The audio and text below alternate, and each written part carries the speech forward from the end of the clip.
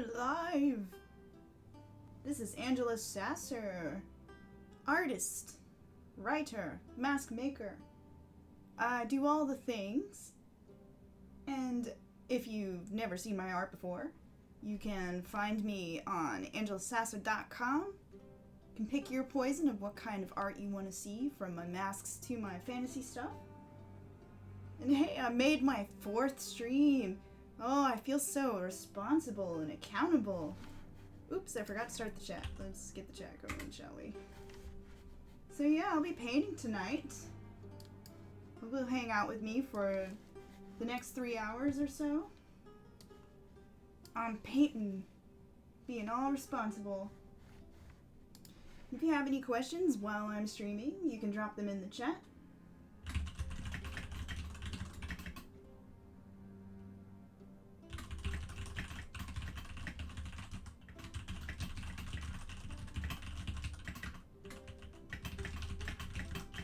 I'm actually working on a project tonight that has nothing to do with the image you see on screen currently. But I will plug that in just 1 second. Let me get the chat going.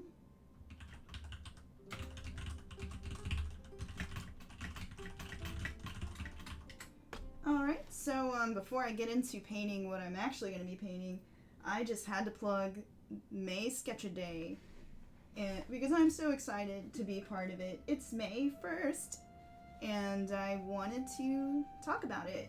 It's basically a monthly art event, an art challenge, as you would, where you draw a thing each day. It's very simple. You draw something every day, and you don't stress about it. You just have fun. It's not going to be perfect. It's just there for you to have fun each day. And so I am doing this event because I've had this problem where I haven't really made time for my personal work, so I want to use this event to indulge in some of my own characters. Like, I've got a billion stories in my head, and D&D characters, and all sorts of things, and they're getting built up in my brain, and if I don't get these things out of my head will explode. So, yeah, that's a problem. A problem that I'm hoping May Sketch-A-Day can help me out with. So, if you would like to join me for May Sketch-A-Day, I'll be sharing my sketches for it a day ahead of time. So if you like what you see on the screen, you can see the sketch ahead of time on my Patreon Discord. I have a private Discord set up for my Patreon patrons, and you can get into that for as little as just $1, and that $1 goes to helping me buy food and coffee so I can keep drawing more things to give you. It's a cycle. And then the pictures will be going up publicly as well a day later. But you get them early for being a super special patron. So that's that. So just definitely tune in for that. And if it's popular, maybe I'll stream some of my May Sketch-A-Day stuff too. It seems like it'd be a lot of fun. So on to business. Today, I'm going to be putting the color flats in on this gal right here. And for those who don't know the series, they were actually inspired by my Birthstone Goddesses series. These are goddesses that embody each month of the year, and the birthstone and birthflower for the month. So Miss March here is the lady for Easter, because the year that I started this series, Easter was in March. And the birth flower for that month is the daffodil. And the birthstone is the aquamarine, so she's got all the aquamarine themes. And she also has the theme of birth and death and resurrection. You can catch her little death reflection here in the water. So she has all these themes of water and life and birth. She's really cool. She's one of my favorites from this series. And so, as I do, I thought I'd make a cute little series. When I put together the coloring book, we unlocked a stretch goal of adding little chibis to it. And I just love this style. It's so fun. So I took all of them and I made little chibis, and tonight I'm going to be coloring them. So, yep, we're going to color them. And if you like this project, you can see more of it at gymgoddesses.angelicshades.com. My URL is up on the overlay there. Oh, hello, Psyche and Lily. Always good to see you guys.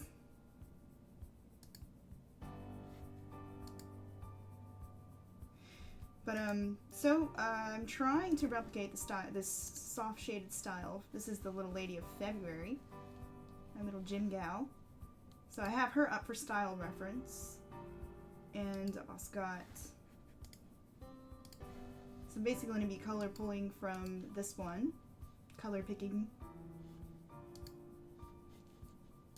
So let's do it. This is like the fun therapeutic part where I don't have to think too much. I can just enjoy picking colors and just laying in the shapes. So that's always nice, which is a good thing because I'm super brain dead tonight.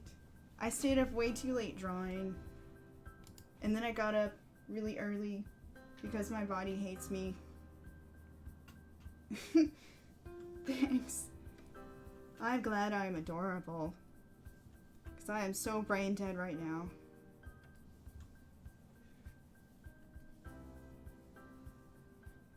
But I'm here being responsible, actually keeping a stream schedule, so I'm feeling damn proud of myself.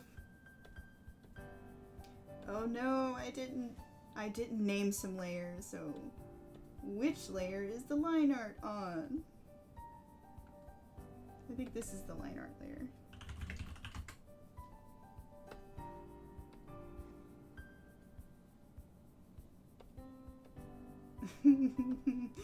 Why I do this to myself? Okay, I can see we're gonna have to merge this layer before I can work on it.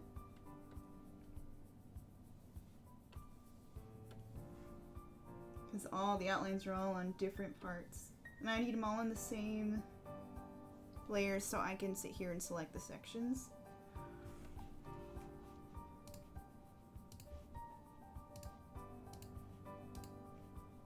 I think this is where I started coming into my own with this little series. Like, the first two were kind of stiff, if I'm honest. Like, I'm gonna flash the completed series again since some new people might show up who have never seen the series before. Ooh, I love Google's thing today. Neat. So the whole set of little gym goddesses is complete. So here they are. Like January and February, a little stiff. I was still finding my feet with the style of these. And I think by the end I started really getting into it. And this is at the Gym Goddesses site if you guys want to check them out and see which one's your favorite. I have a hard time picking favorites because, like, basically all of the Autumn Girls are my favorite. But anyways, let me stop avoiding work.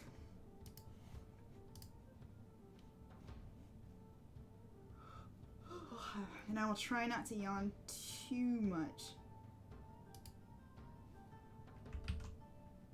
I see where I messed up the lines already. Okay, let's fix this line because her face should be showing through there, but it's not.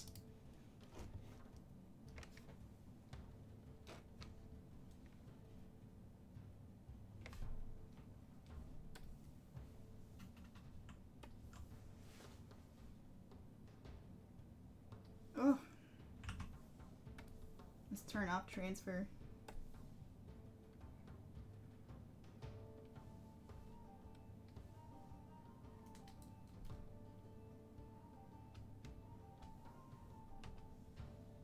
Oops.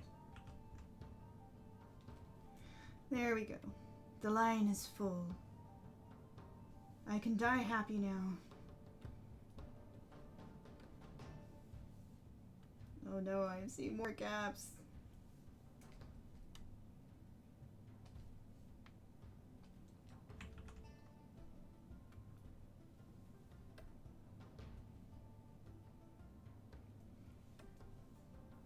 Okay.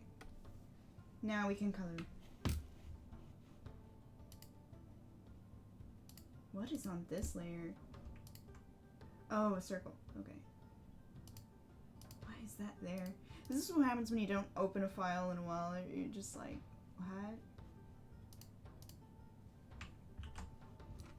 And I just have this really bad habit of not naming my layers, so yeah. Alright, back to laying in color flats. Yay! Actually, no. I need to do... Yeah, I'll do the colors first and then colorize the lines. I'm still trying to find the best way to be efficient with this. It's always an experiment.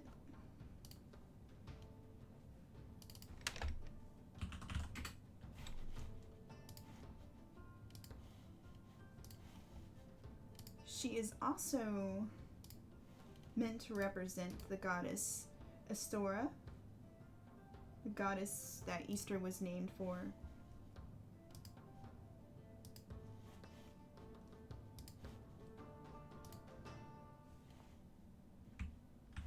Some of the ladies are based on goddesses that, you know, from our culture. Others are kind of their own unique thing that channel the spirit of a celebration and that kind of thing. They're sort of pseudo-fantastical that way.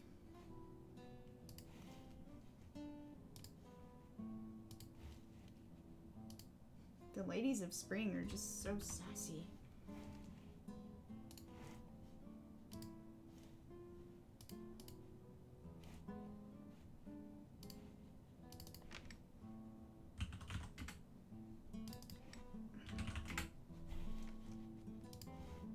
Oh, I never set my alarm, but I'm just gonna try and keep an eye on the clock. If I work later than 11, then y'all kick me off.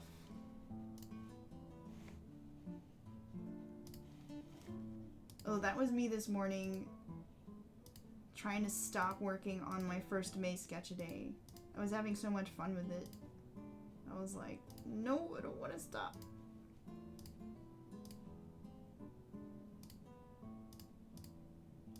Feels good to actually work on some of those story ideas.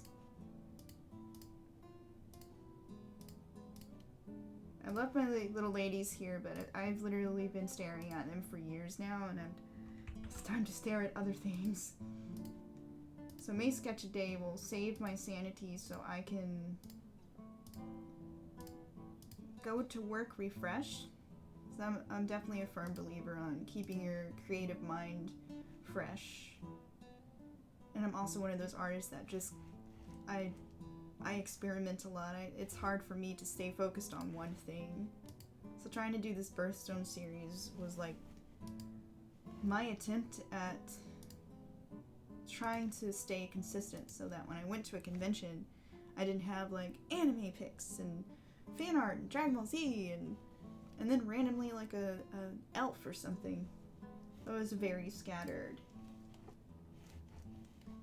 So having the opportunity to do this whole series, I think really helped me grow as a professional. But it also has that burnout factor going along with it when you've just been working on it for so long. So hopefully May Sketch a Day will re-energize me.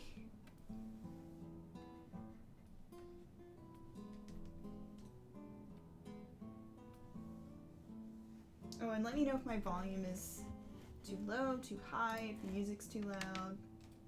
Or if you have any questions, give me something to ramble about, because I'll just sit here and talk about whatever tangents come to mind.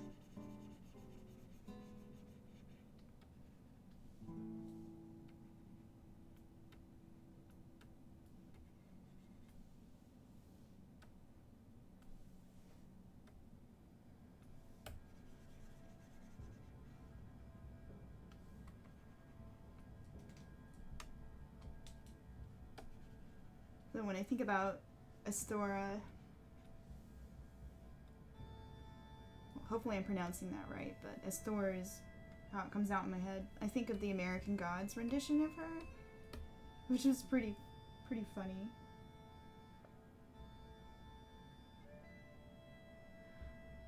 I can turn up my microphone noise a little bit.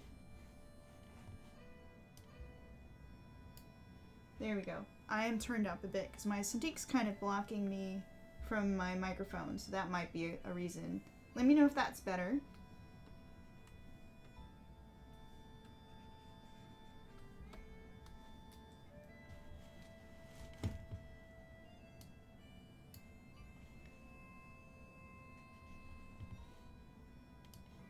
Okay.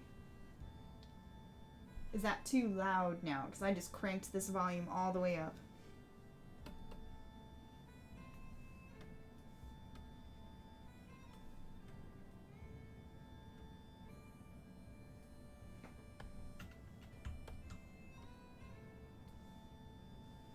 Alright, well let's go with this for now, and if it's hurting anyone's ears, just let me know.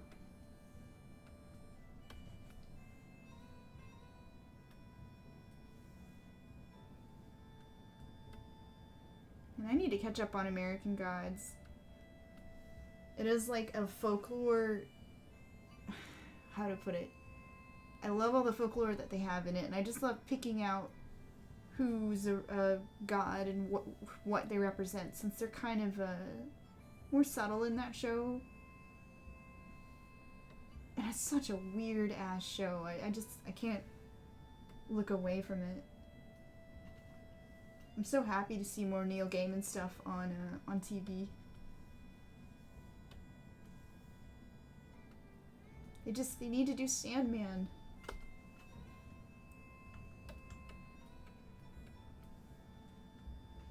I'd be so thrilled to see like either live action Sandman or animated Sandman.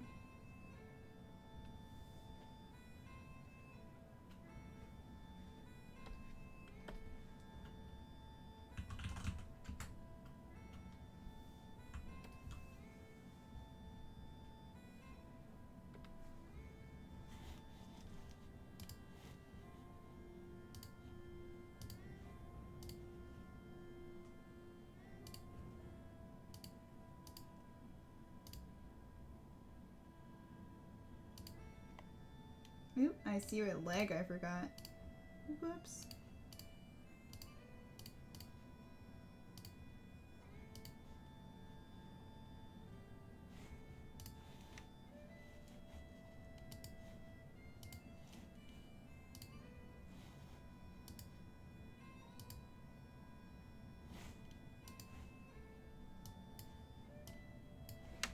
Let me get all these little bits that I forgot. Whoops.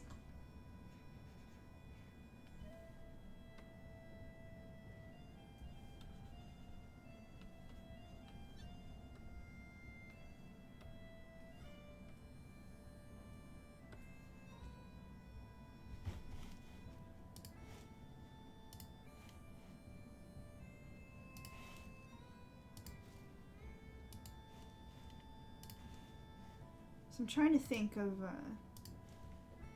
what goddesses I'd love to see depicted on something like American Gods. They've kind of, without spoiling too much, they've kind of hit one of my favorites.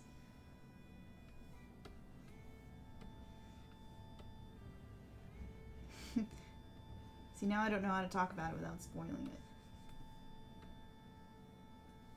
it. It's a Hindu goddess. I'll just leave it at that.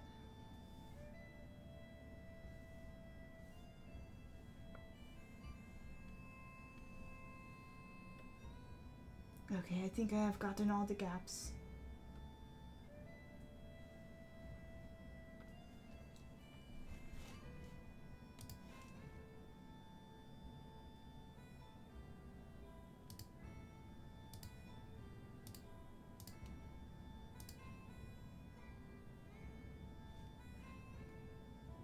If any cosplayers tune in, yes, please cosplay the ladies. I would love that. Do it.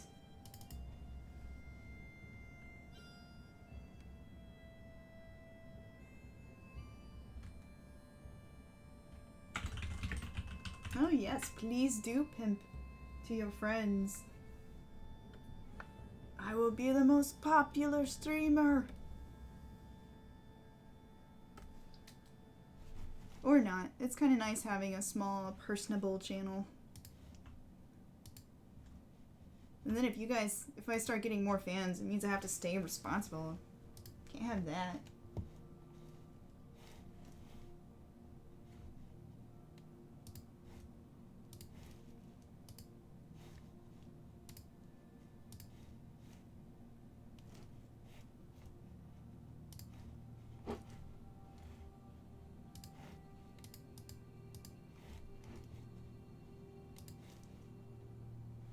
I think I went with this corset design because I was thinking of Easter eggs and looking at a lot of Fabergé eggs while I was drawing this character.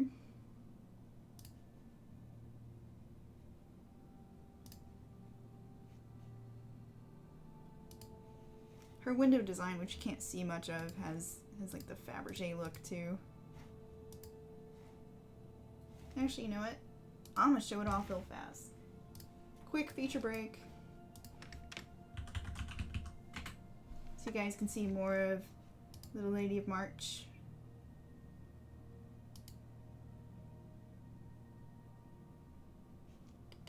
She also has a mask that I did. I did a mask series to match each lady because I am insane. I just thought I needed more work to do. Help me. So here's a look at the window, which I completely covered with the figure. But I will be painting it on its own. That's like the current series that I'm working on is the next set of images for the art book compilation I'm doing is going to be just the windows with some flowers around them and like stone work. So that's something else I've been doing lately. But there's the window with the Fabergé details included. And that all went into the coloring book.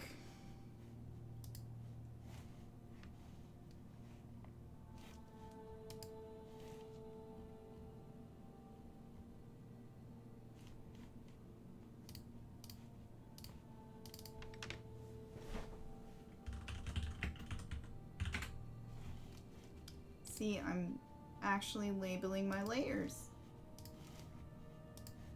Go me.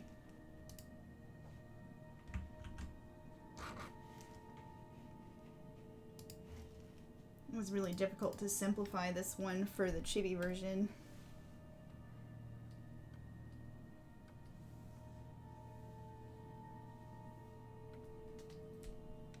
Clean up this line.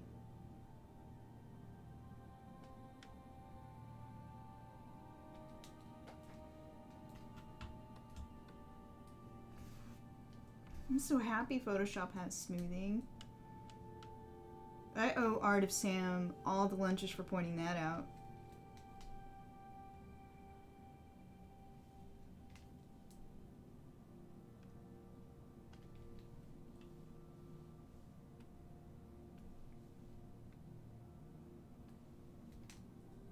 If Photoshop could just do what After Effects does and let us do motion graphics, I'll be so happy.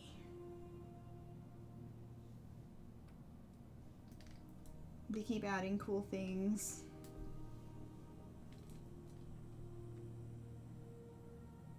Their content-aware fill is so nice now too. It's like whenever I need to crop a picture weirdly for a promotional image or what have you, it fills in the space really nicely now instead of making a monstrous pattern that looks ugly.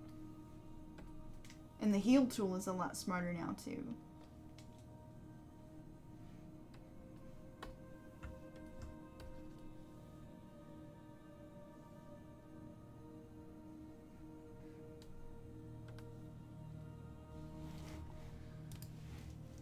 So yeah, what are you guys working on tonight? Are you writing? Are you drawing? Are you doing embroidery? Ooh, I actually got samples from a company who's doing cross-stitch patterns for my birthstone goddesses here. So if you are interested in obsessively stitching out this painting here in cross-stitch patterns of January, February, and March goddesses are available via Heaven and Earth Designs. which I would link in the chat, but that takes time, so I'll just maybe link that later. But yeah, I gotta do a proper product launch for that at some point. But yeah, they're there. I need minions.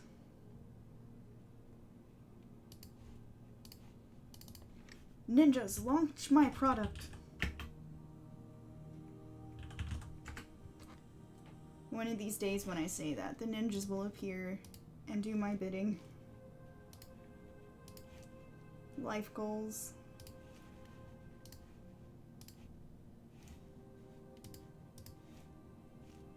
Right now, Kevin is the only recruit in my ninja army.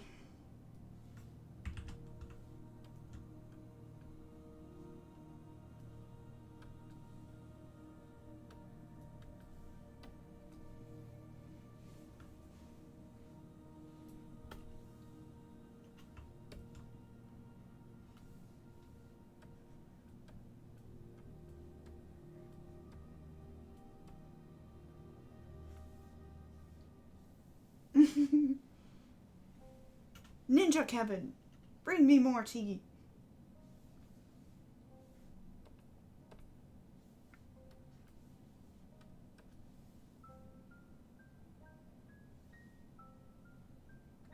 And there he is. He's in the chat. That's Kaio Shade, my soul ninja.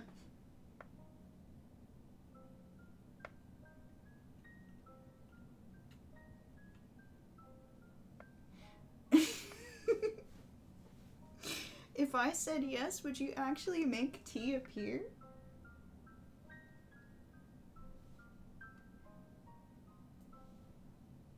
Actually, I don't want more tea. Maybe later though, in like hour 2. Aw, it has the best husband ever. Thank you, dear. Maybe closer to like 9:30.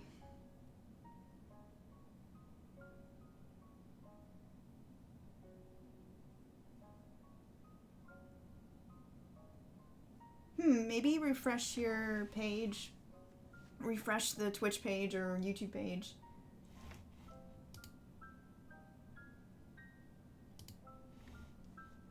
Oh, that's right. Early day tomorrow. Aw. Darn. But ninjas aren't supposed to sleep, Kevin.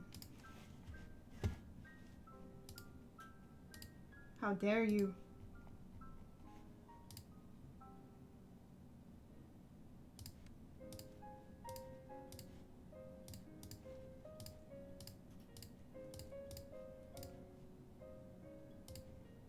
That's like, I don't really need more tea.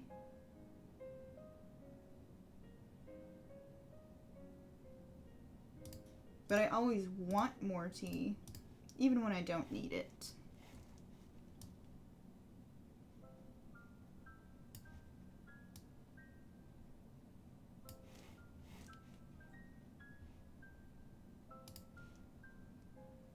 I wonder who's throwing more shade. Lady of March or Lady of January? Let's see. Lady of January is so, like, she's so done. Too many files.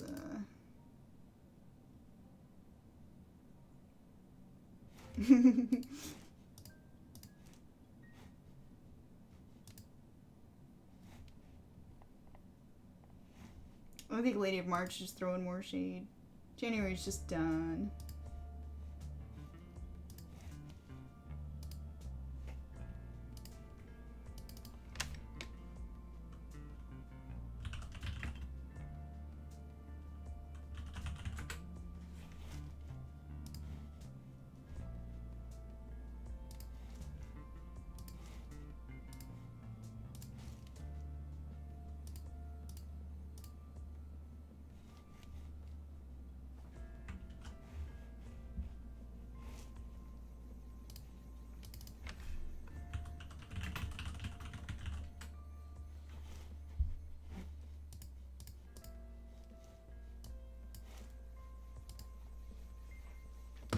Maybe if I concentrate hard enough, tea will come to me with telekinetic powers.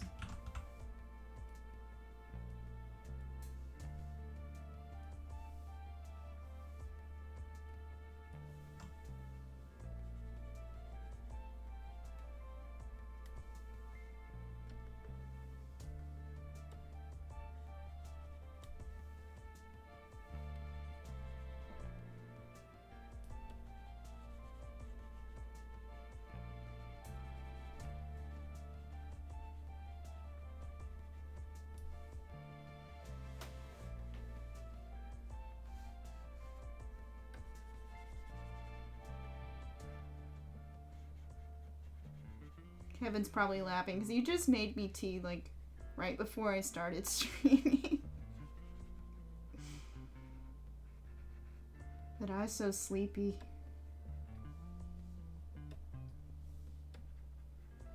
I'm always sleepy.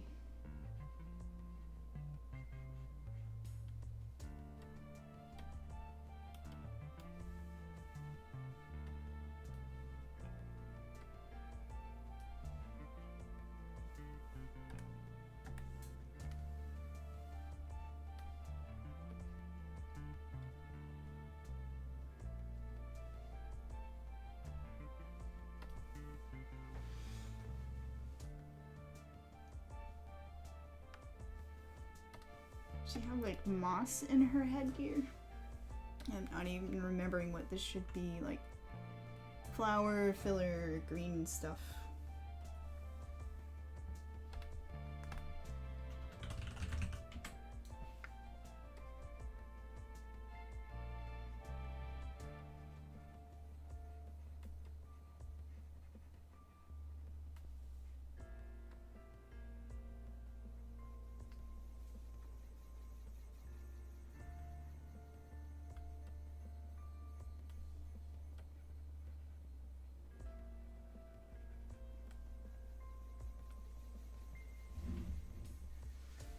Are you guys back up to speed? I wonder if it's connection issues tonight.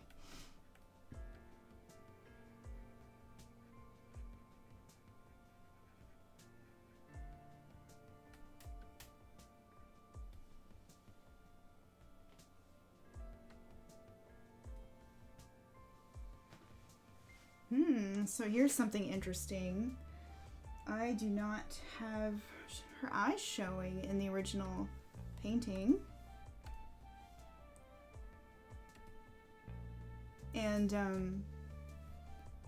the way the eyes are for this series is that I want their eyes to be very gem-like, like to represent their birthstones. So like little February here has very amethyst colored eyes, and little March here is gonna have aquamarine eyes.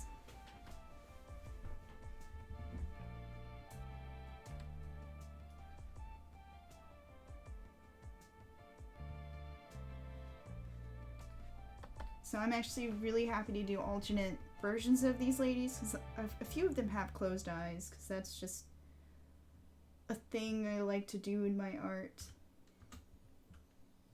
It's a very powerful expression, I think. It's very peaceful and meditative.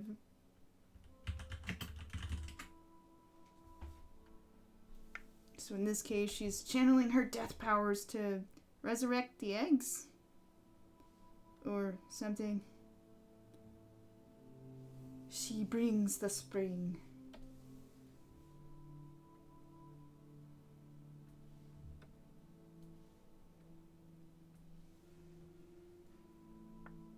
Which is, it's kind of interesting actually that when I was studying the flowers for March, the daffodils, they're actually kind of an undying plant when you think about it, because they actually die and they go into a bulb form, and then you just replant them and they come right back. Well, they're perennials? There's a name for it and I can't remember it right now, but I think it's perennial, where they just keep coming back.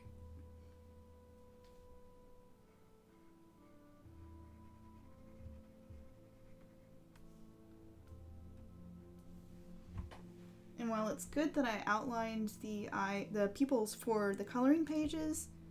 I am going to take that outline away for the pupils for coloring,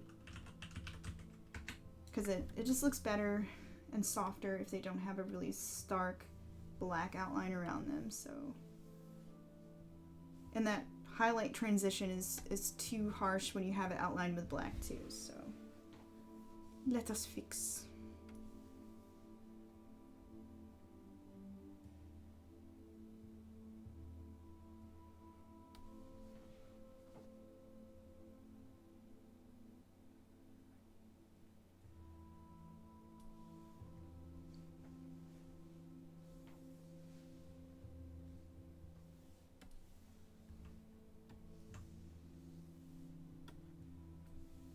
Aquamarine's one of those birthstones I get really jealous of.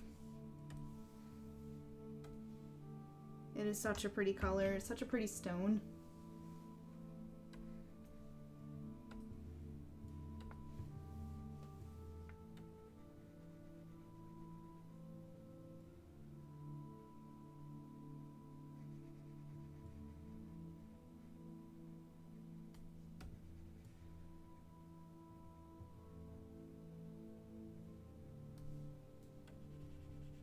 Ew, makes her eyes so creepy.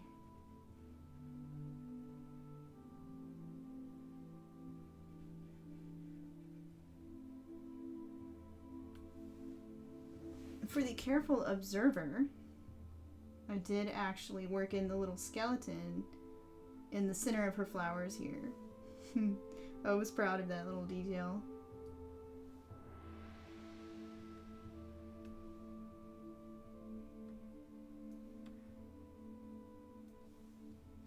Her pupils are all different sizes, so let's fix that, shall we?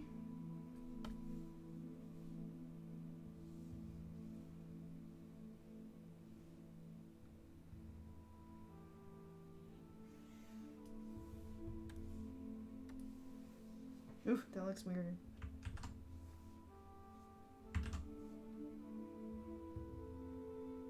And I'm using the lasso tool so I get a nice clean line.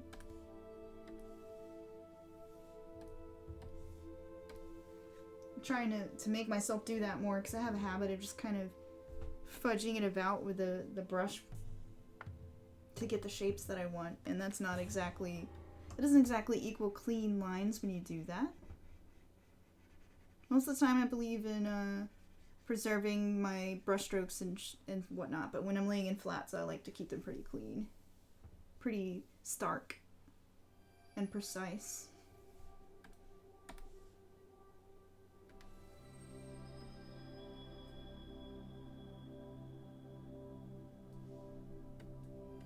And I don't want the eye whites pure white, because that'll make the highlight that's going to come later to add some moisture to the eyes look it won't pop as much. So I'm just making them a little off-white.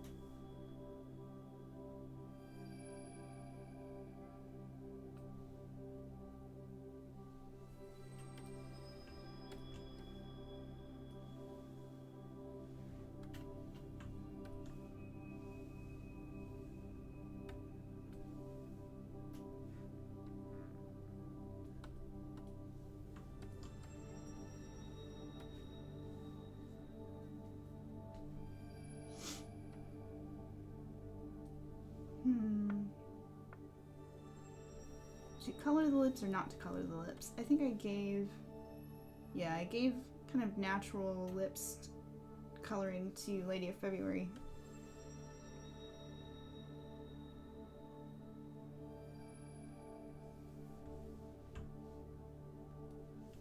And this gal has like darker lips.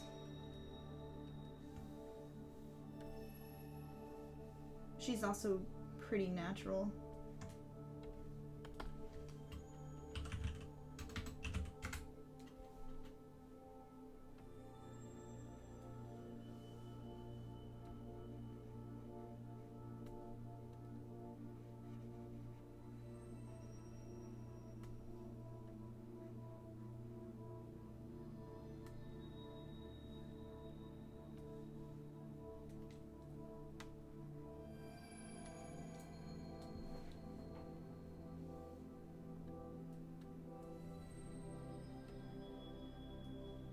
She's so pretty.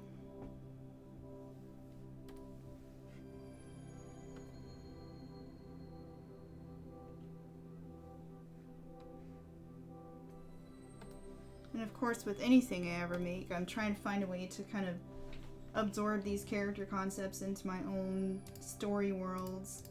So I think I may end up making this series of goddesses like a pantheon within my little story world I've been working on.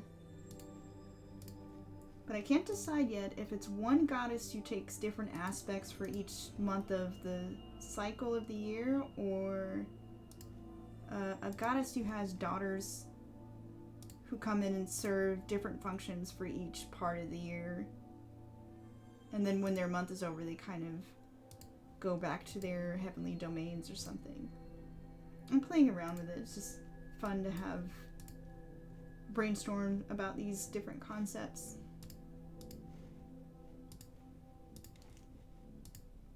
Because I've definitely gotten more surreal as the series went on.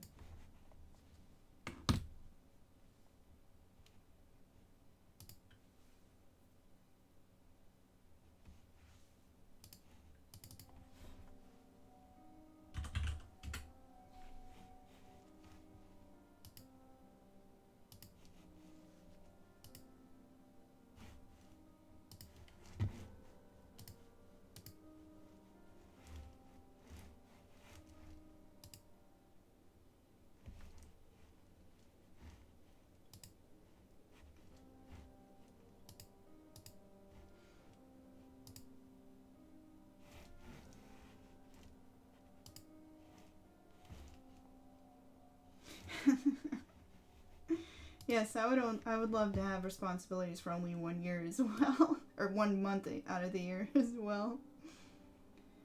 I figure they come in and serve different functions, like the Lady of October, for example.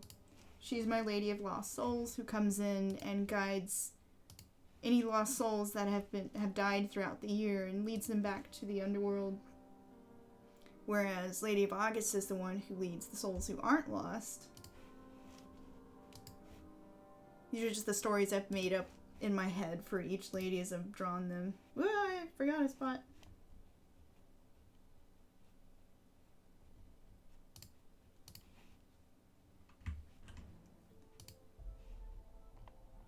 So it's only 1 month, but they definitely got a lot to do during their months. And it usually has to do with the path of the human soul and agriculture.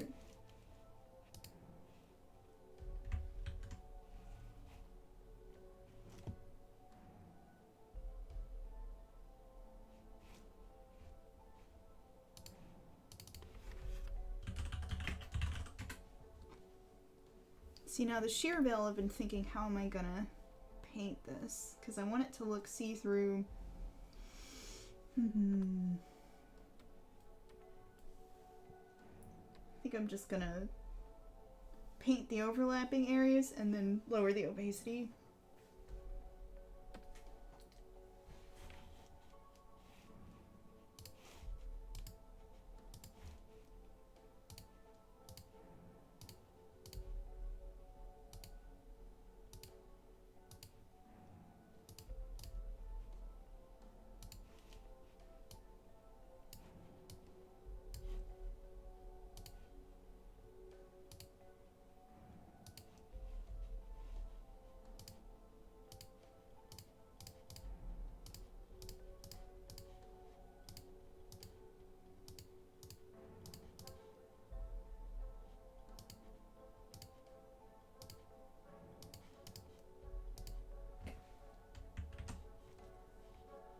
And the veil's going behind this one, so we're gonna leave that one alone.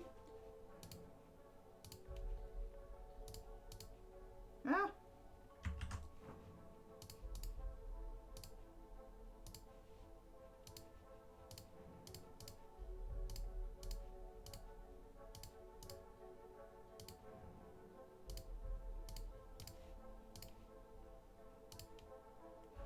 Okay, so let's see how this works out.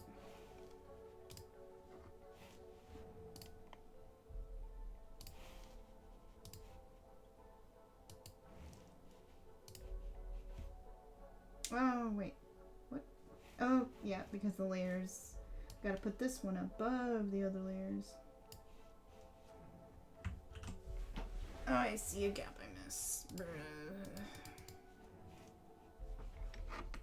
The war against the gap is unending.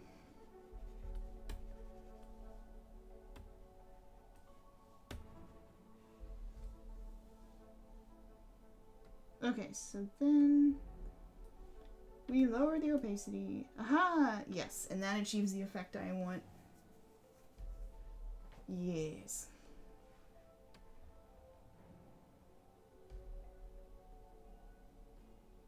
Good. Good.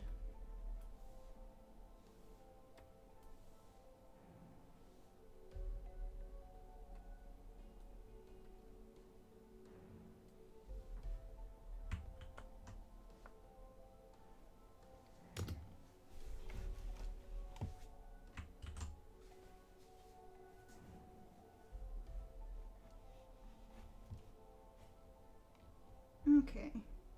I have no idea what am I gonna color the background. Me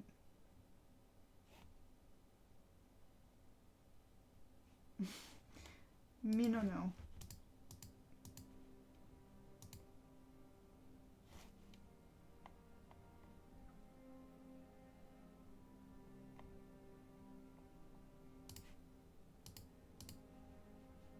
I'm gonna fiddle about till I figure out what color I want the background. Maybe gold or beige.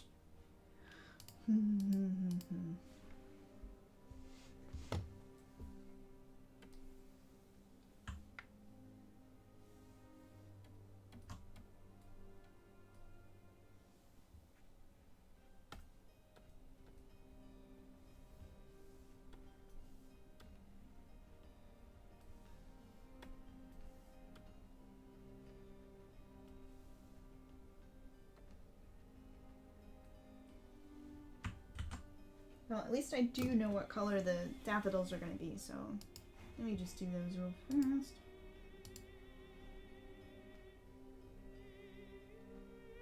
I wonder if her pupil looks off because this eye is smaller than the other one. I think it might be. Let's see. Yep, the eye is not lining up really. So I can either make this one look like that one or change the other one to look like this one. I kind of like the way this eye curves up, so I'm going to tweak that shape.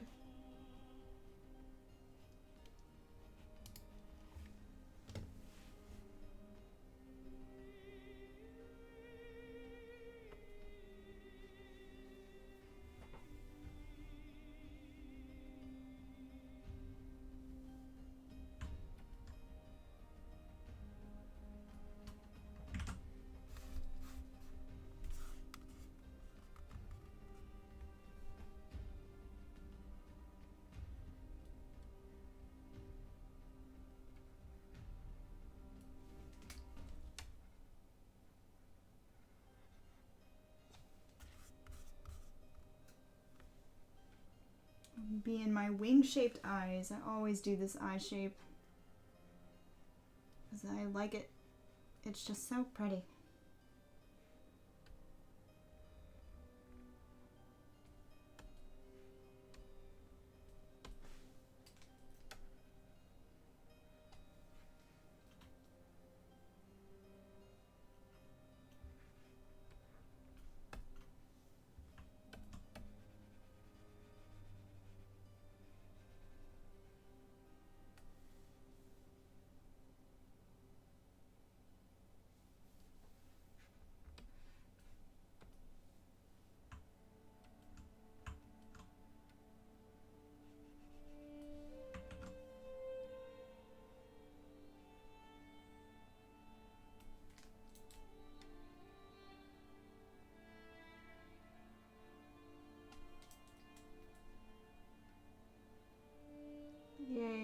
digital so I can fix stuff like this on the fly.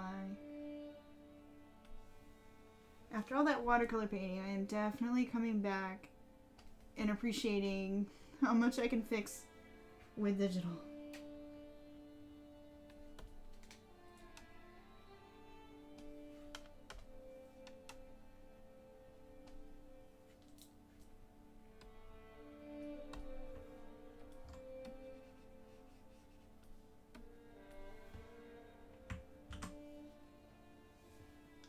Okay, better. Much better. Alright, to the flowers! And we haven't even colorized the lines yet.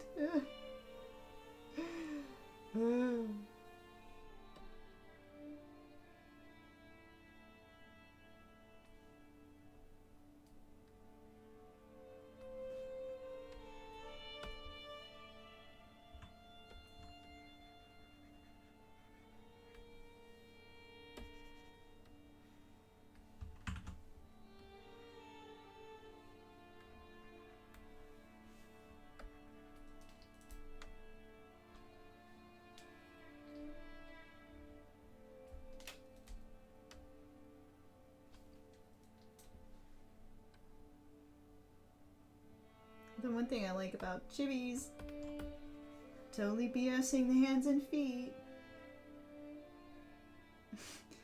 Yes, I know my package was delivered.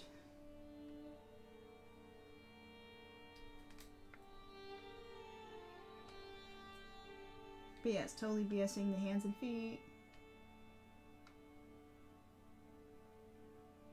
Probably end up erasing her nose like I did for February too. I kind of like that implied nose instead. We'll get to that later. Okay, to the flowers again.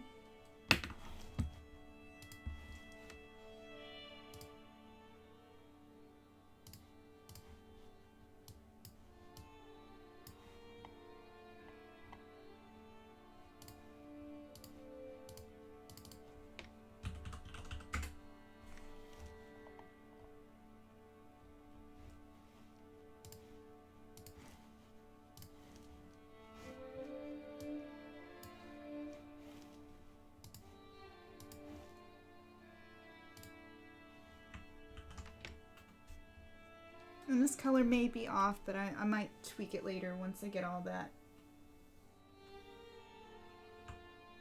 Once I get all that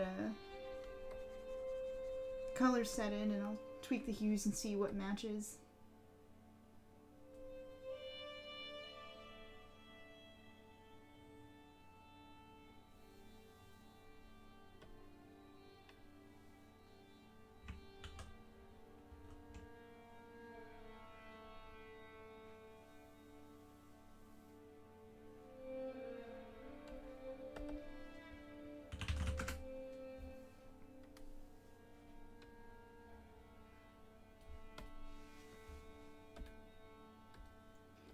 And again, if you have any questions, leave them in the chat.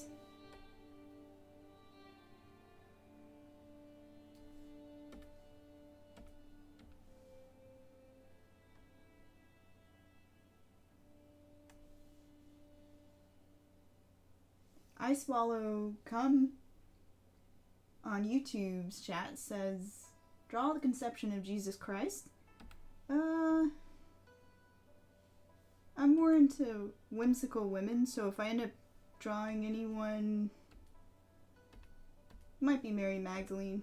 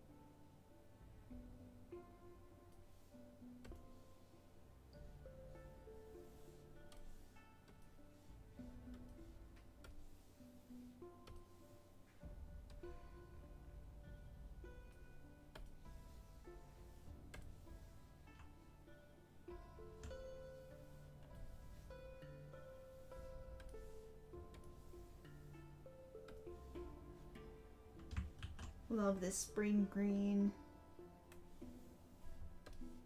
It's so fresh and it looks just beautiful with all these blues. I actually didn't think I'd dig this yellow teal color theme. But that's another thing I really enjoyed about doing this series, is that it really got me out of my comfort zone to trying new things and new color schemes that I would never try. Because I kind of had to stick to the stones and the flowers, right? Oh, must be a gap. Let's fix that gap. Right there.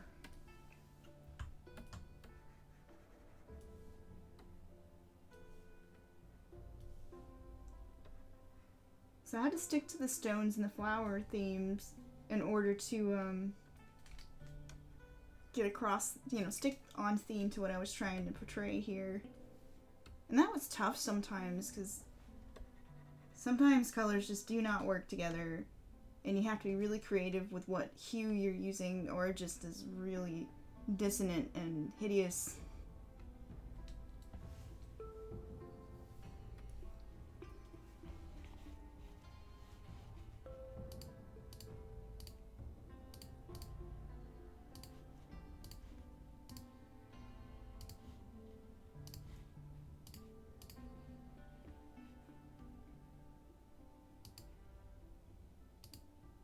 I like these two-tone daffodils. I'll probably end up making the centers of these yellow, orange.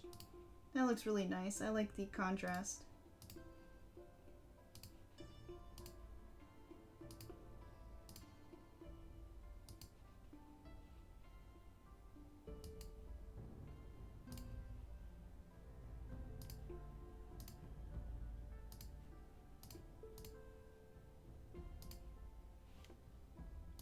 Daffodils are strangely fun to draw as well. That little frill in the center is really a nice touch. It's a nice detail. It's kind of satisfying to draw.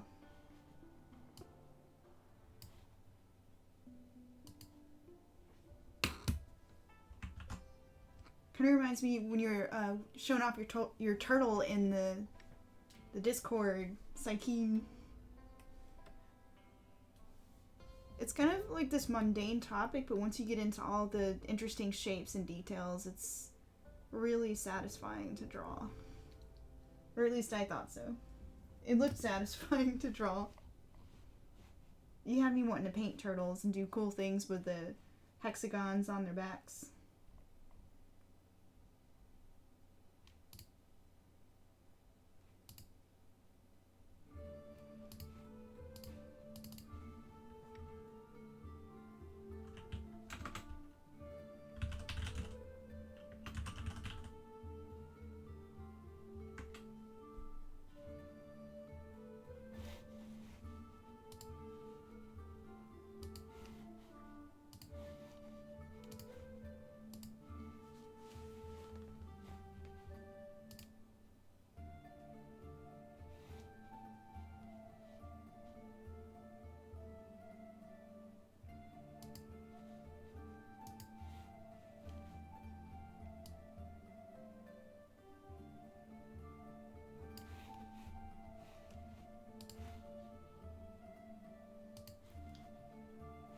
Oh, and for those who don't know the master plan for these, I'm actually going to be turning these into stickers. So that's another use of these. The line art went into the coloring book, and now I'm using them to make little stickers that my Patreon patrons are going to get as part of their rewards. I'm still deciding how I'm going to package them. But yeah, we unlocked that on Patreon a while back. And I'm finally finishing these up so I can give them to my patrons. And then they'll be in my shop eventually. And then I'll have some cute stuff for anime shows, since there's a lot of anime shows in my area, and it's nice to have something actually anime style to have at those conventions.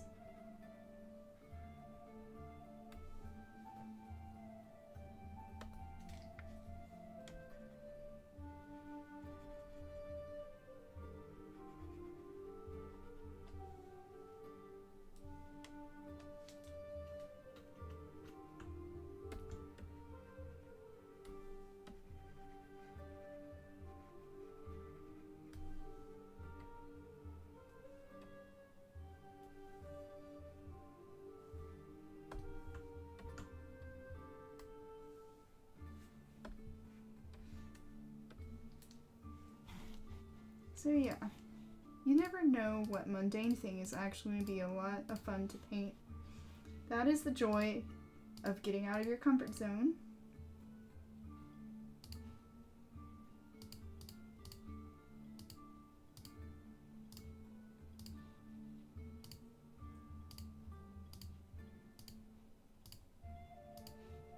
The other goal was to teach me, the other goal of this series was to teach me how to draw clothing better.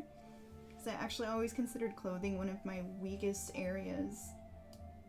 So this was another challenge to make me really put my brain into designing cool outfits.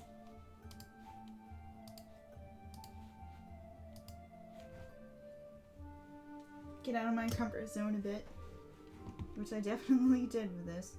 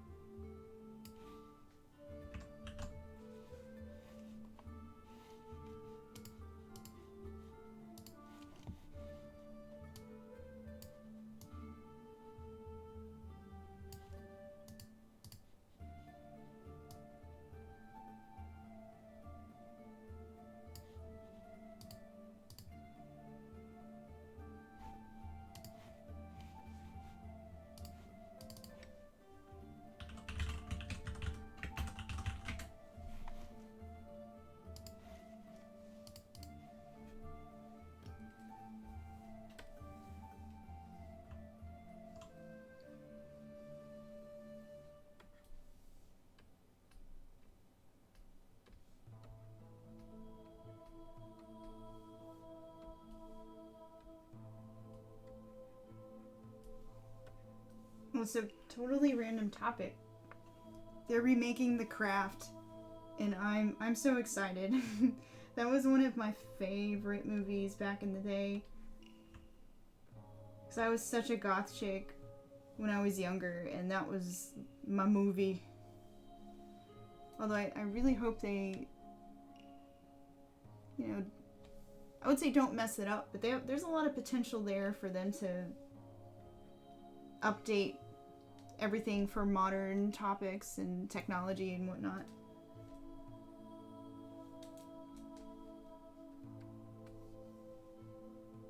Can't wait. Although then I feel old, because when you live long enough to see remakes of your childhood movies. Oh, so old.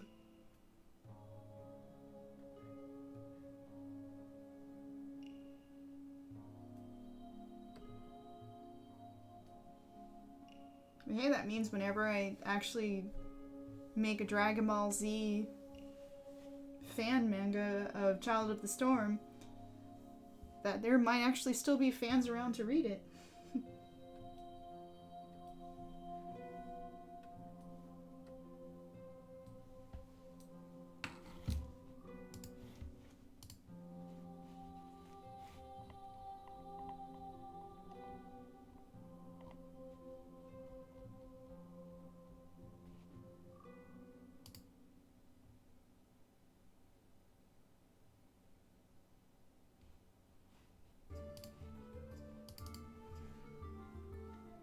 Yeah, they stop repeating Psyking.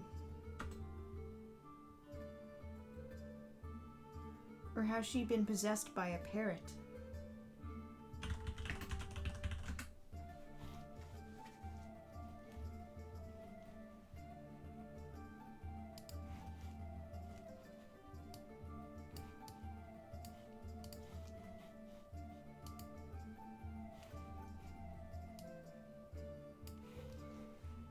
I might grab the colors from this one. I like it.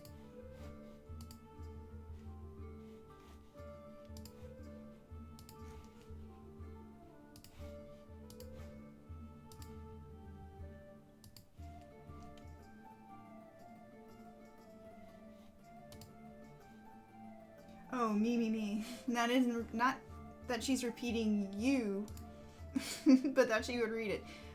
See. I apologize. I'm very tired. More sleep is needed.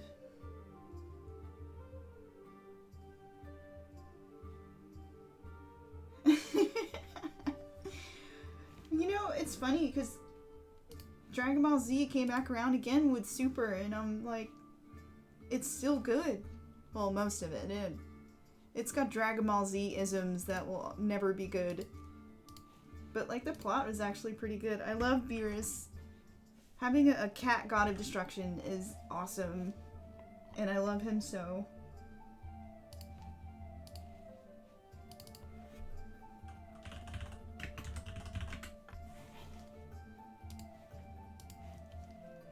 In fact, if I get a Rex, because I was thinking about it, since they're hypoallergenic cats, I might name that Rex Beerus.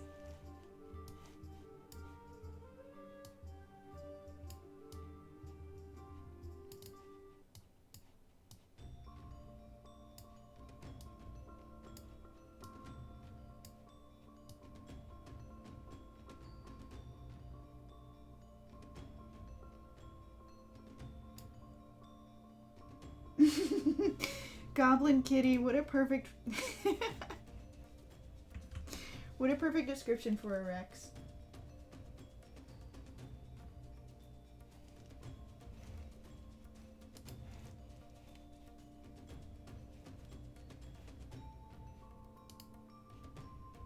Goblin Kitty.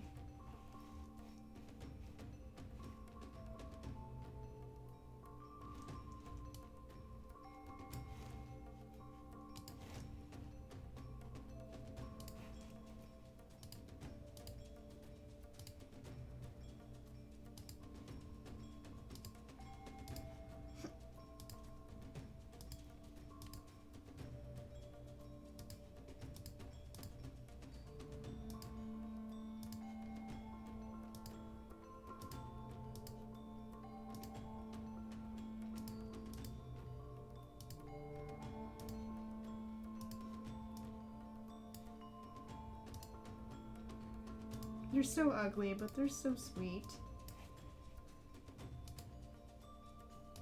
Although apparently, I don't know if you guys have heard the interview with Toriyama. I'm pretty sure it was an interview that was the source, where he was talking about he made the God of Destruction a cat because he had this cat that just refused to die. Like, it was deathly ill and it just would not die. And it was a Rex cat.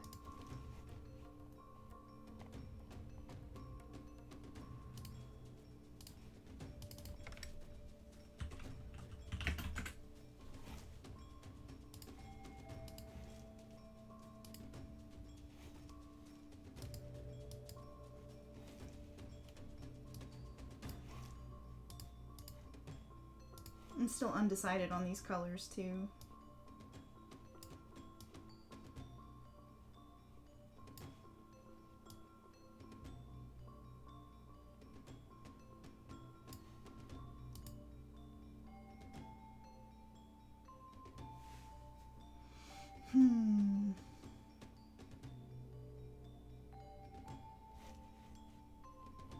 Time for Hue Slider.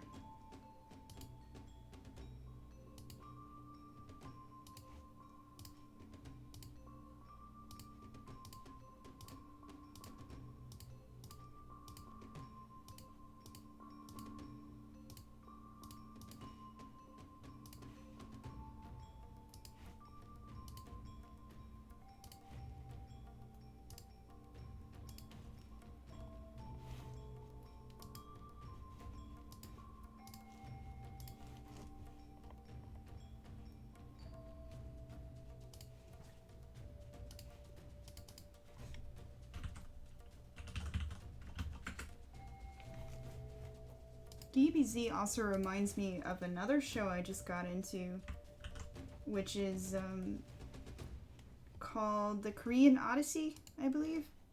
It's on Netflix. And I got into it because I watched this clip that a friend sent me of this little girl being tricked by what she thought was a fairy to go and unseal a demon. And I had no idea it was actually a retelling of Journey to the West, which DBZ is as well, sort of. It used to be before it got all superpowered Saiyans and aliens. And the Green Odyssey is really good. It's like this really unique take on Journey to the West with demons and fairies, and the main character who is Sanji the priest. I think that's the monk's name from the story. But she's female, and it's modern day, and she sees spirits. It's pretty awesome. And the way she uses her spirit powers is amazing, because she will basically find haunted real estate and then buy it cheaply from people who don't want to deal with it anymore, because usually haunted real estate has issues. And then she cleans out the ghost herself and resells the property. It's awesome. It's just a really cool modern retelling. I recommend it. It is on Netflix. The episodes are like an hour and a half long though, so you gotta... It's like Sherlock. You kind of have to prepare yourself to sit for a while. But they're pretty entertaining. There's some goofy sound effects though, like randomly there'll be a humorous moment and then there'll be a cow noise. And I'll be like, whoa, what? Why was there a cow just now?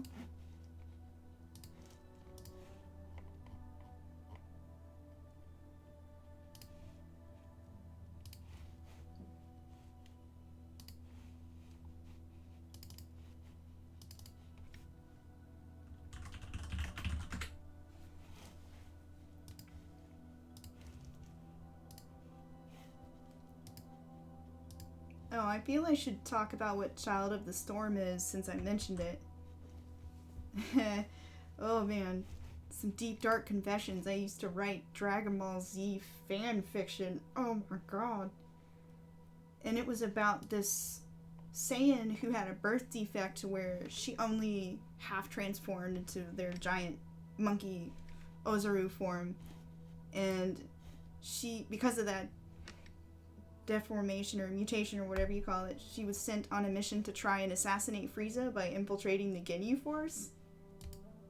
And this was before the Ginyu Force was filled with idiots. In my universe, they were a bunch of badasses that Frieza eventually replaced because they were too threatening for him. And that explained why he had idiots on staff for him. But I don't think that's canon.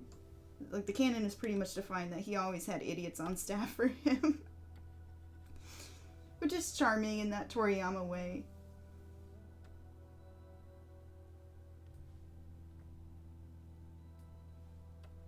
So anyways, her name was Arashiko, and she was a beautiful, slender female Saiyan with blue eyes and dark hair.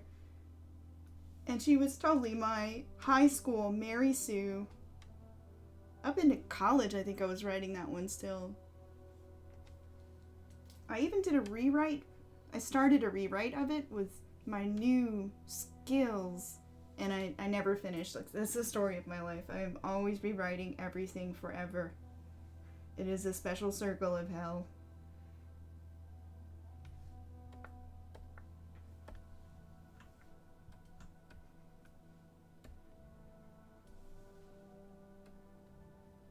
Ooh, okay, I like these border colors. I think that works. So I'm going to tweak the interior color and see if maybe a sky blue might work well in the middle. It might just conflict with her blue outfit though. Let's see. Let's try the hue slider and see what happens.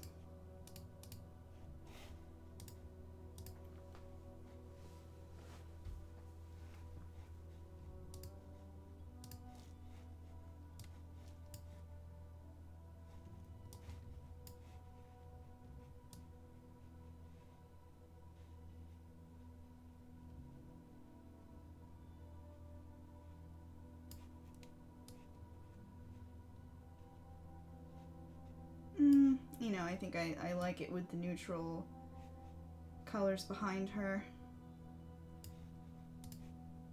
Helps her pop more. Get a pop.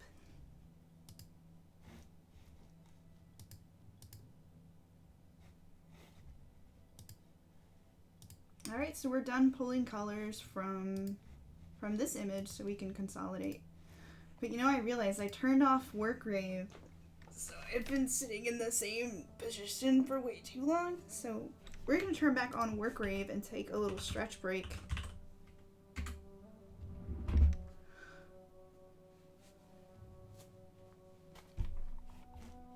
Everybody stretch time. You can do it too.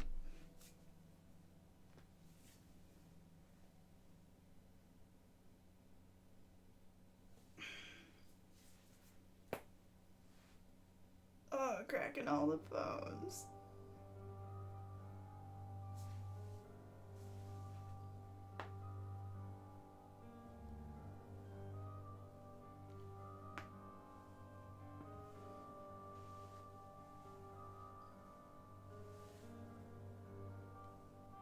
Yay, stretching.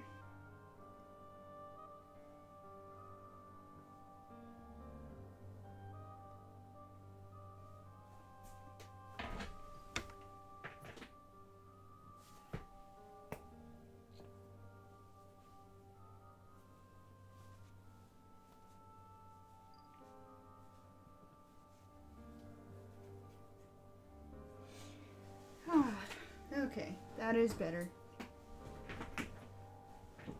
So now, the next step is to, well, let me finish my stretches.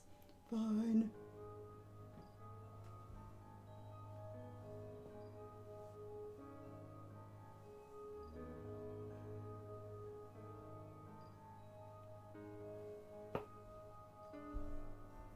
Wanna paint?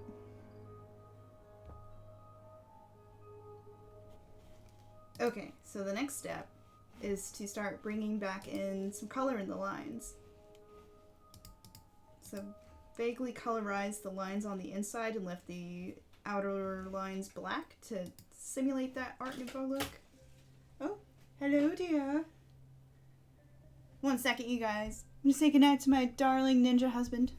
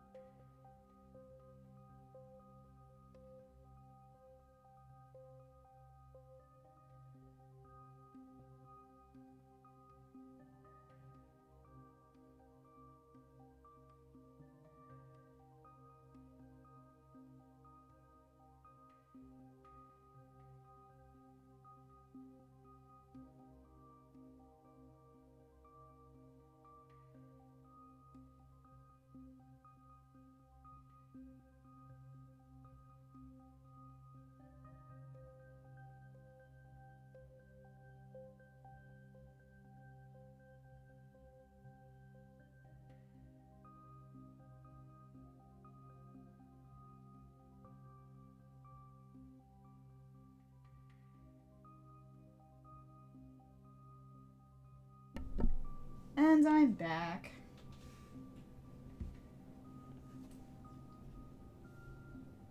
But yes, now comes the fun part where we get to colorize the lines on the inside.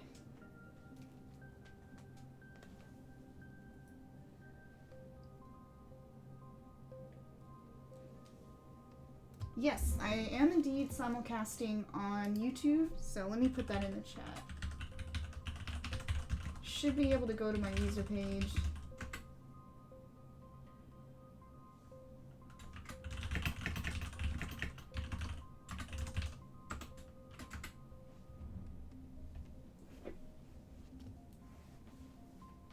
Weird, I wonder if Twitch is having connection issues tonight.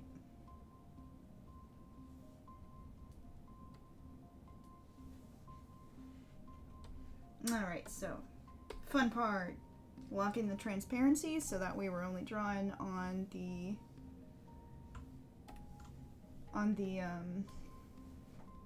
lines. Words.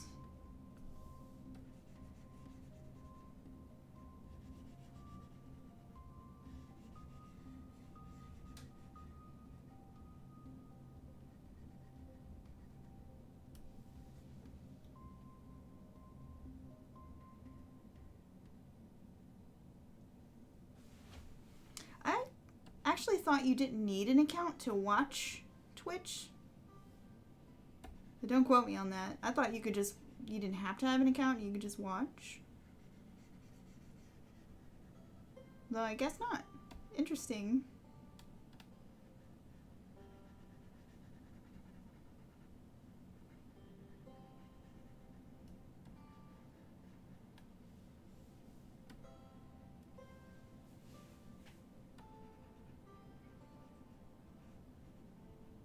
And I don't have to be too precious about coloring the lines since I can come back in here and color on top.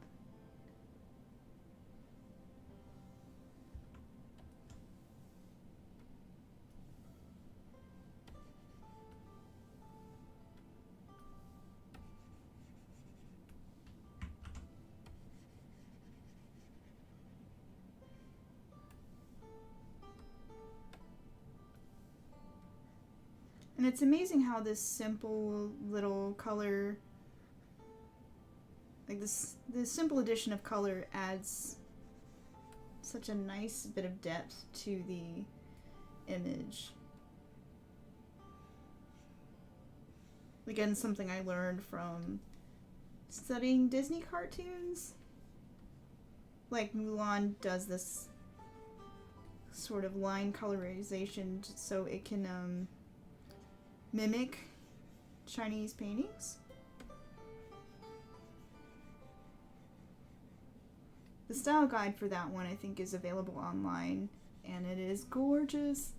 Highly recommend people looking it up who are interested in that sort of thing. It's really interesting from a visual development standpoint and just for art reasons. Recommend for art reasons.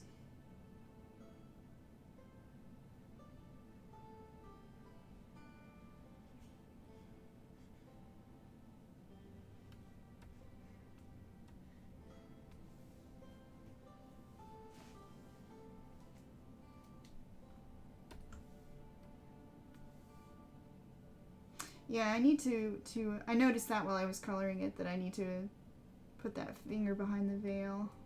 I will address that in just 1 second.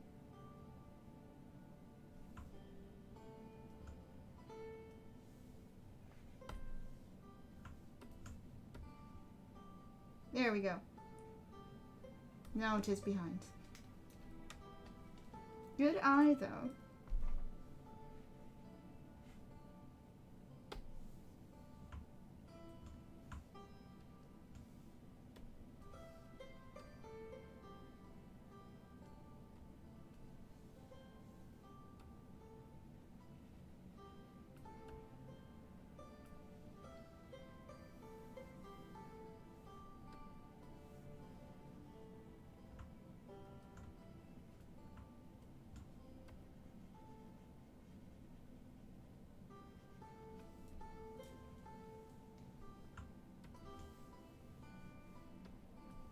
This one has some interesting, because of this veil, it has some interesting effects going on when I colorize the lines this way.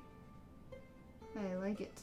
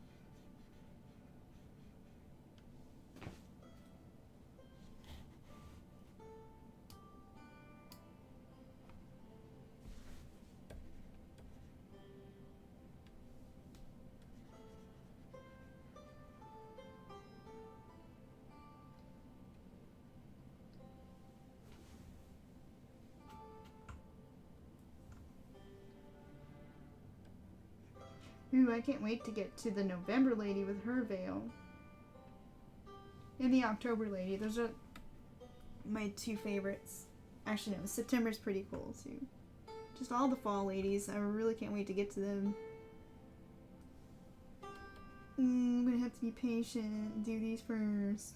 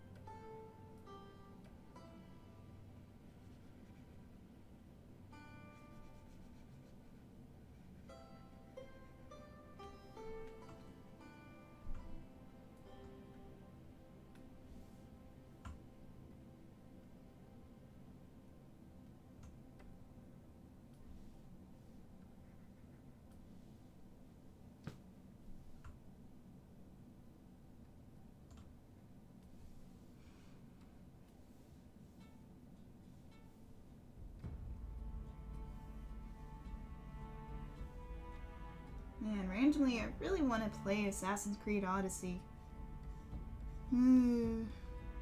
It keeps going on sale.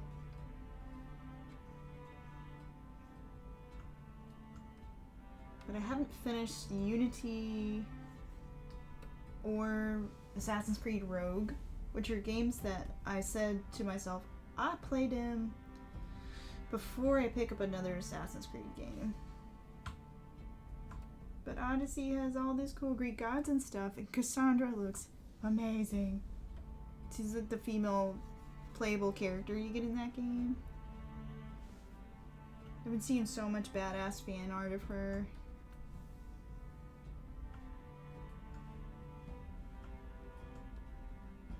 Ooh, such a badass.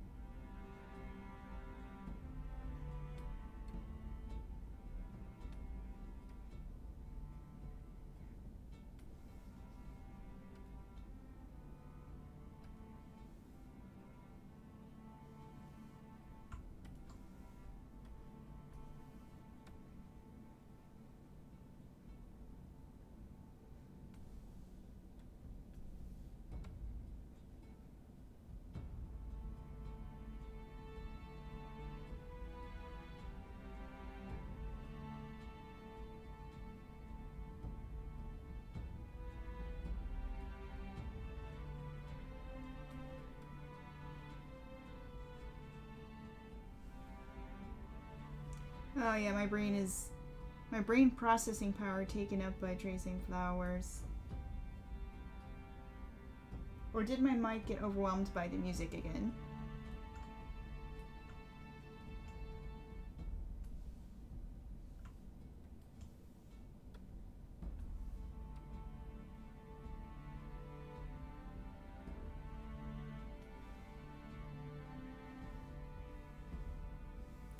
Well, that's why you guys gotta give me some questions to talk about.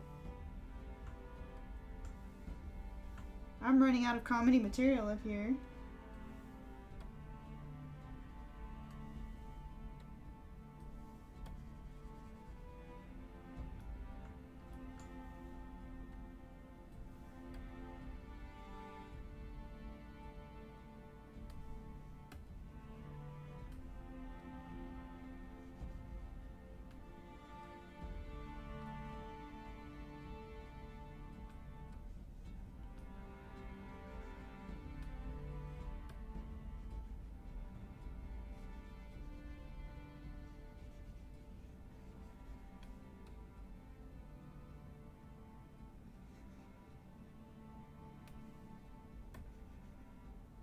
if you have questions or comments, leave them in the chat. Tell me what you're working on. Give me something to ramble about, because I think my brain has hit capacity.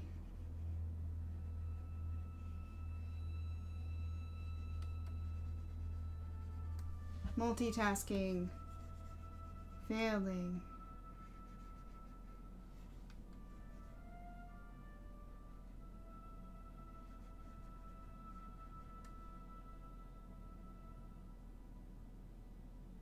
Ooh, a raccoon sounds fun. I'd be tempted to turn him into a tanuki.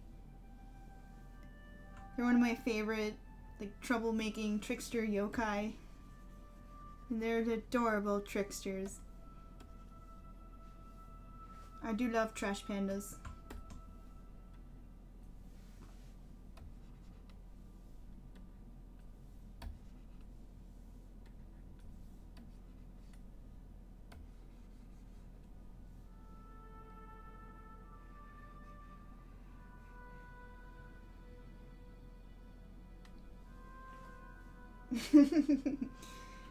That's an awesome Patronus to have.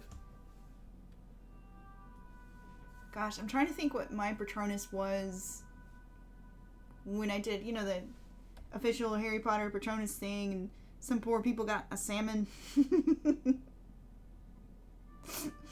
I'll try not to laugh at your pain. I think I got something like a swan or something like that. It wasn't very cool. But at least swans are kind of scary, I guess.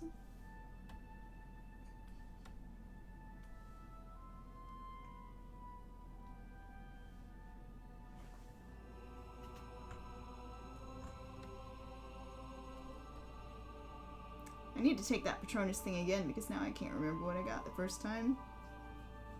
Pretty sure it was a swan, though.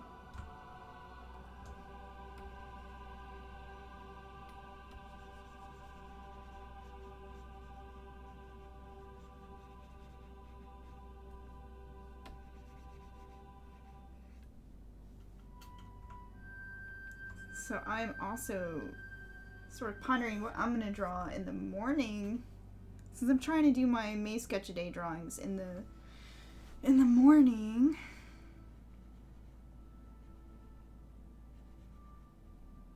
Do I do more of the same character who had a really cool design that I just figured out today?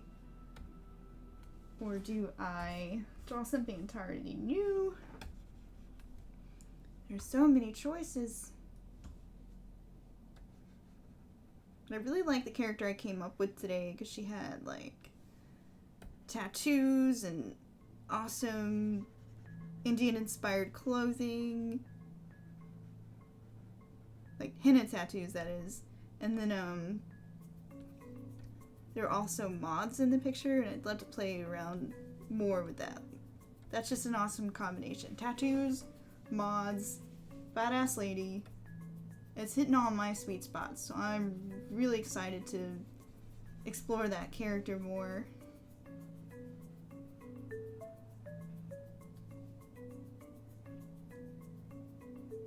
And have actual story reasons for those things to exist, and not just be things that I like.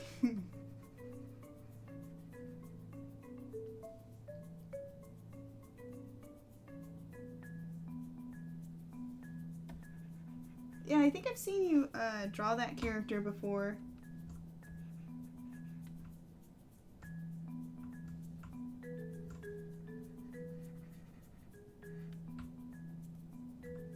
He was indeed very cool looking. You've been so productive for me, Sketch-A-Day. I am envious. So you're like technically 4 days ahead, or 3 days ahead. Or you could be if you decided to just share like one a day or something like that.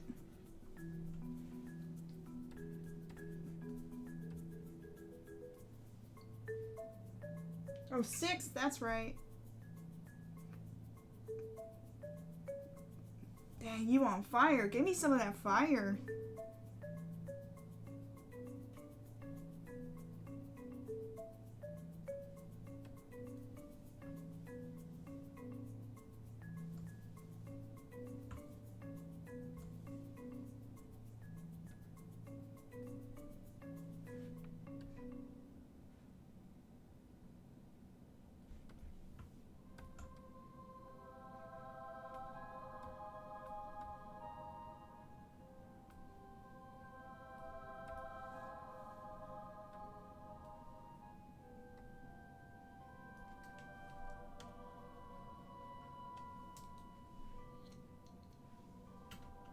I might end up dropping out the lines around the lips too, because I did really soft shading for February's lips as well.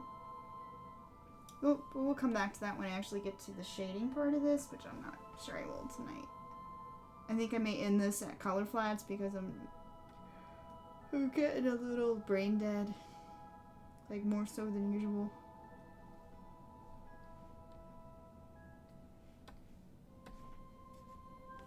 It's been a long day. Don't know why my body decided to get up at 7 a.m. after staying up till 2 a.m. Why, body, why?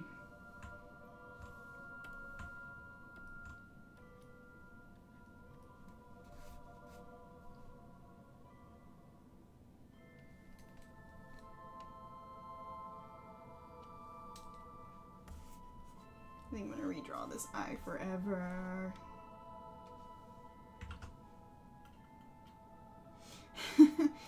Yo, I don't know. My brain was just like, pop, you got to sketch this morning. I think I was just really excited about doing that sketch.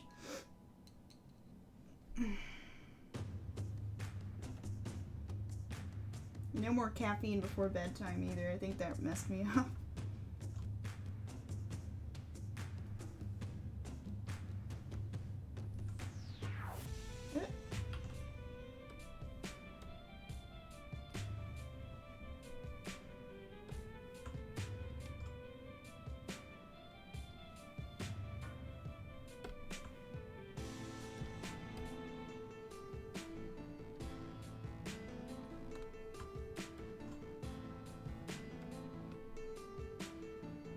But I needed the caffeine to work.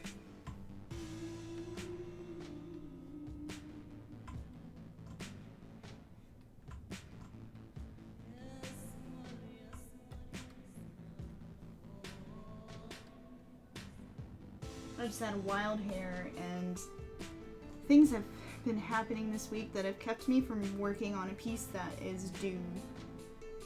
I keep deadlines for myself so I can try to make all these projects I have planned for this year. And I just haven't made any headway on that deadline, so I said, no! I'm gonna make some progress and freaking stay up and just ink the thing. And I inked all the thing.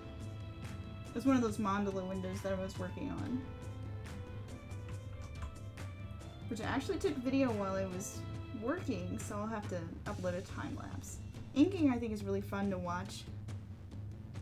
I need to get the camera set up so I can stream while I do the traditional inking, because it's a lot of fun. It's very enjoyable. Except when I mess up and there is nothing I can do but accept my fate and then edit it out digitally.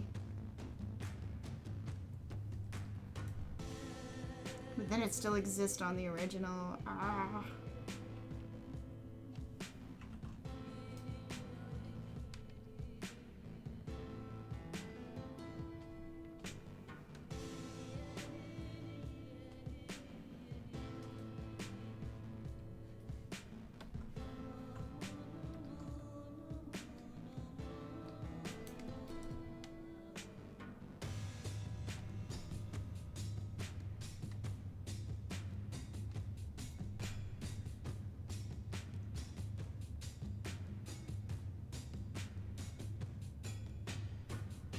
Alright, we're halfway there, I think.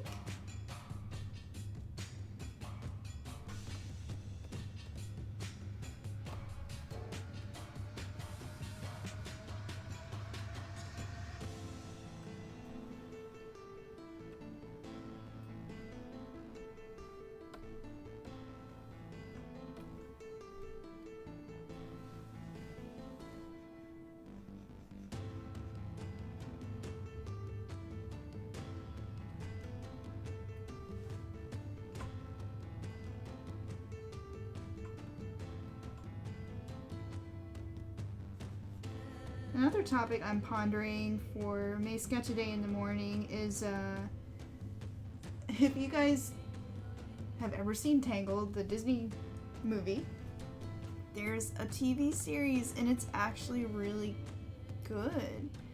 Or at least I enjoy it. I find it really cute and it gets kind of dark sometimes too.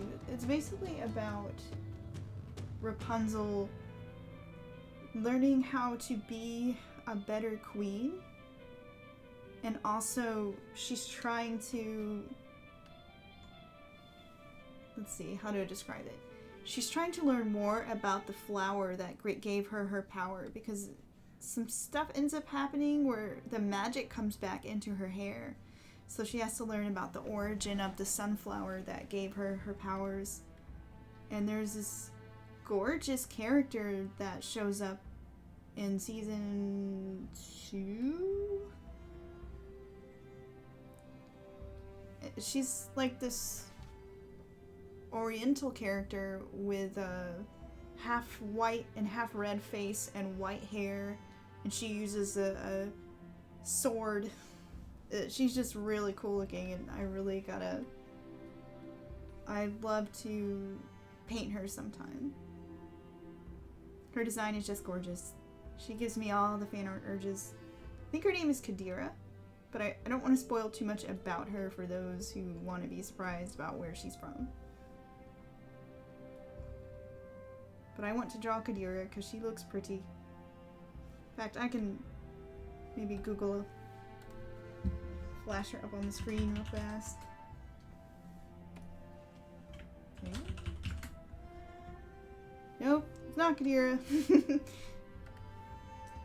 Adira, maybe. Aha, Adira. We just look at her. She is so cool. Look at that. Cool color scheme. And I, of course, love warrior chicks.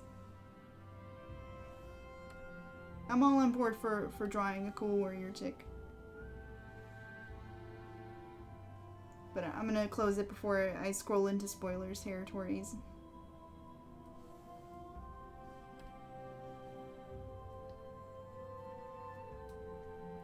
So I think I might end up drawing her for May Sketch a Day too.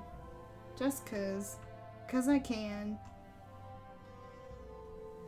And usually, normally I'd be like, I don't have time for that. And then I'd just be really sad that I never draw anything fun anymore. It's always business. So I'm excited to actually try and draw something fun and stop guilting myself about wasting time.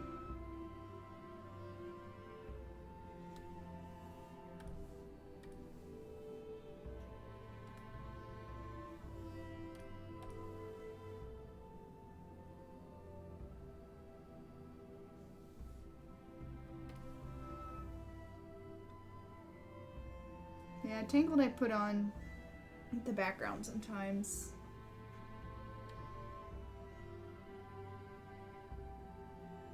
She also has this badass handmaiden who is the daughter of the captain of the guards. So she's this warrior chick and she has an owl. I'd love to do fan art of her too. Her name is Cassandra.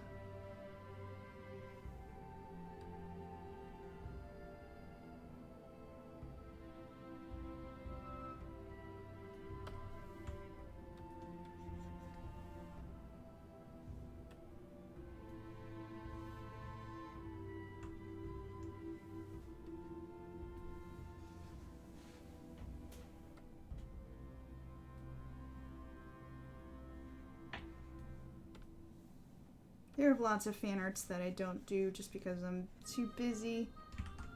I love Witcher.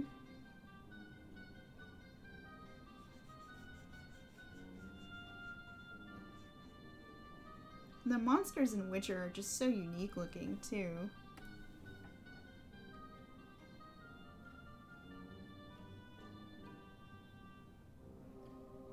Makes me want to get into Polish mythology because there's just seems like so much there for inspiration.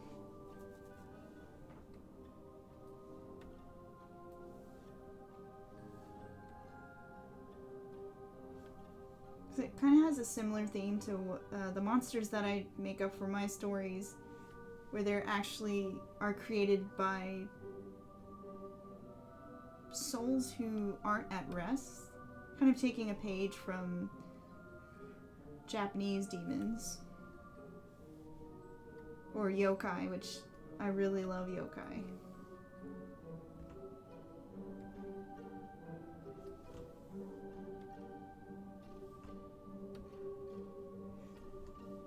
Finally trying out the lasso tool for selecting areas when I'm doing this. Definitely saves time.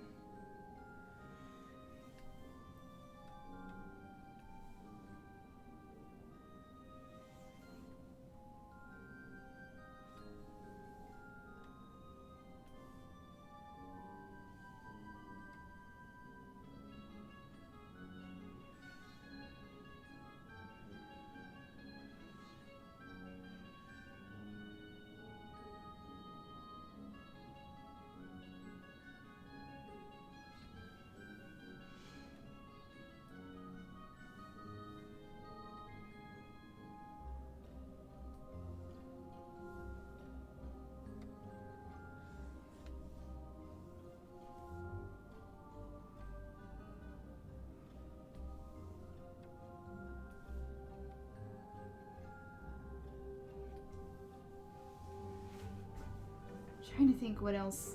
There's just so many good, fun things I want to draw.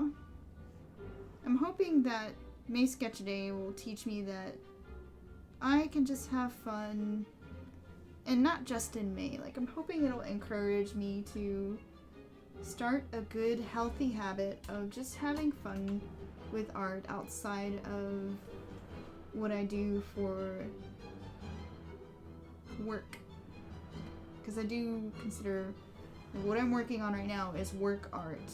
And it's still fun and I love it. It's something I'm passionate about. But it's also still something that I've attached a monetary expectation to. So that kind of makes the mental motivation for it a bit different. So I definitely want to just do things that have no monetary attachment so I can have fun and not feel that pressure.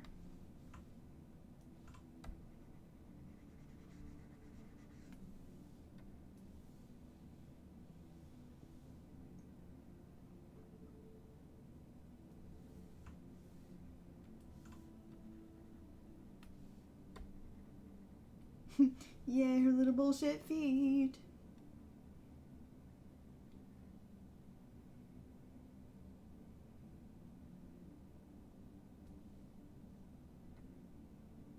Alright. Woohoo! We're almost there. Almost there.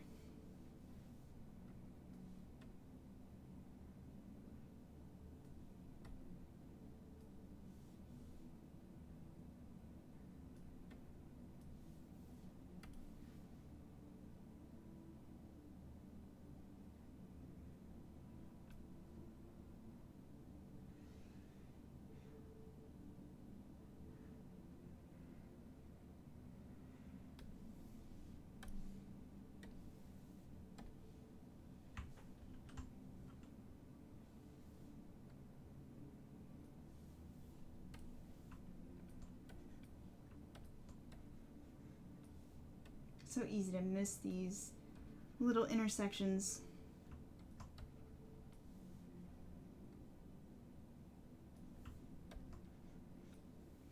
Makes me wonder how this will show up in print.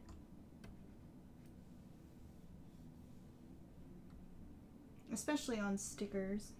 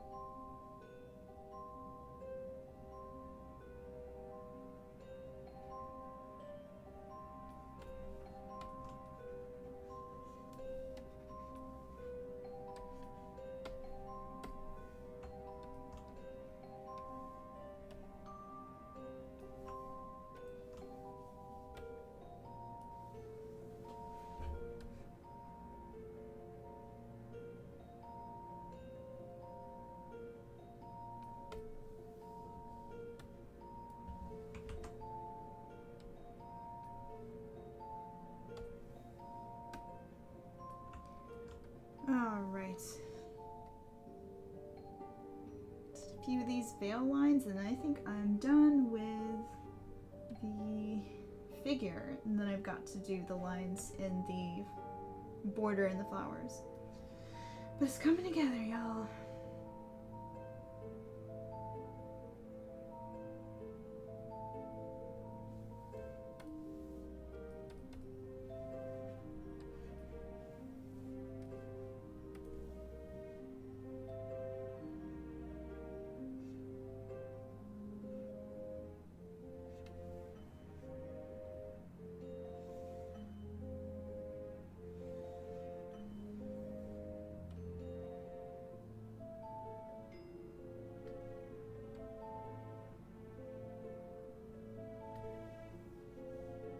Yeah, it goes so much quicker when I use the lasso tool.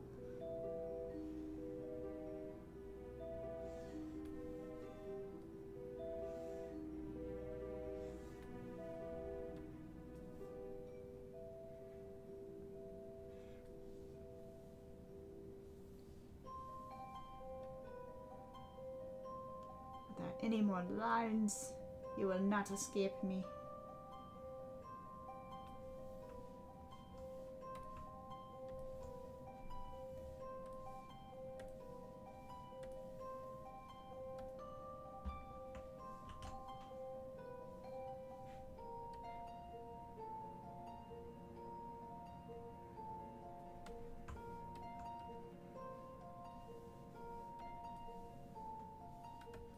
There always seems to be some corners that I miss.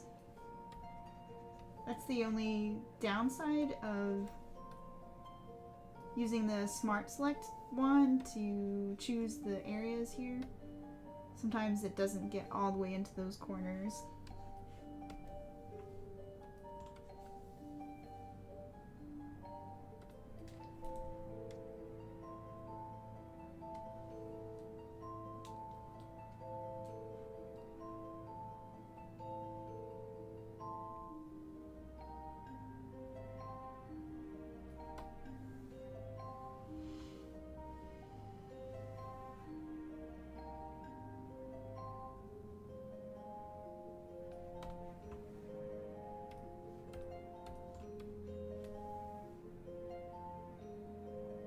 Alright, now for the... I think I got all the lines. Let's look. Pretty sure I got all the lines in the figure. Oh yeah. Now for the flowers at the bottom. And the petals.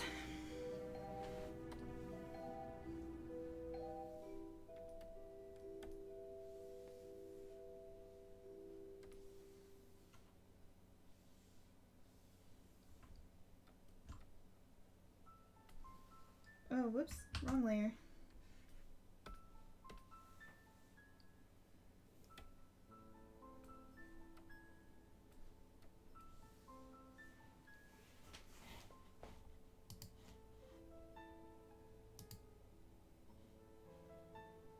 I'm feeling like I want these to be a different color, so hue slider time.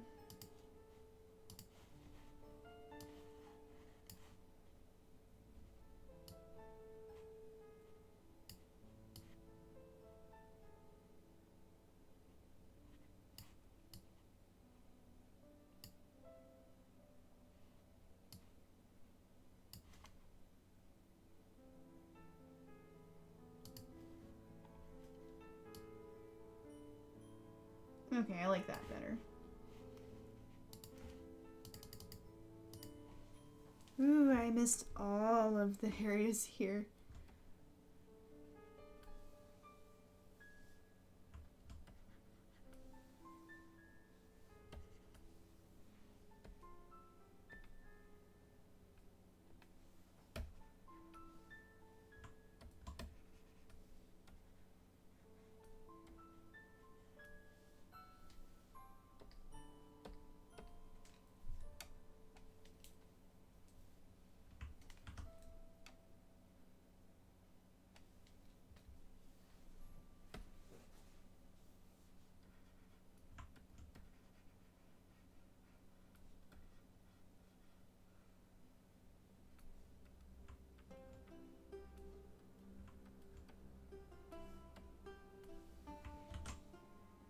actually think my Photoshop is starting to slow down.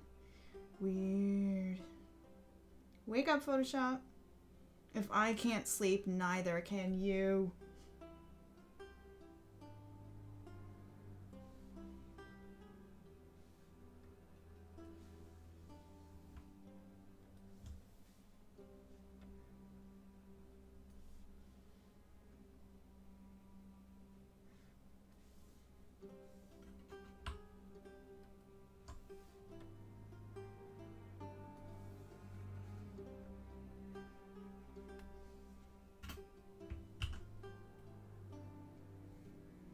Oh, no wonder. It's because I had the selection turned off.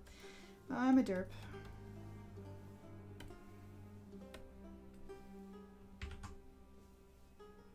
So I hid the antlines so I could concentrate on the color selection, and then I forgot to select different lines.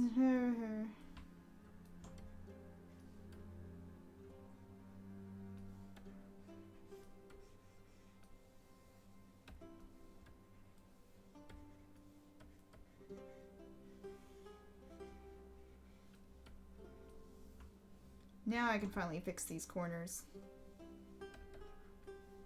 Yes, good.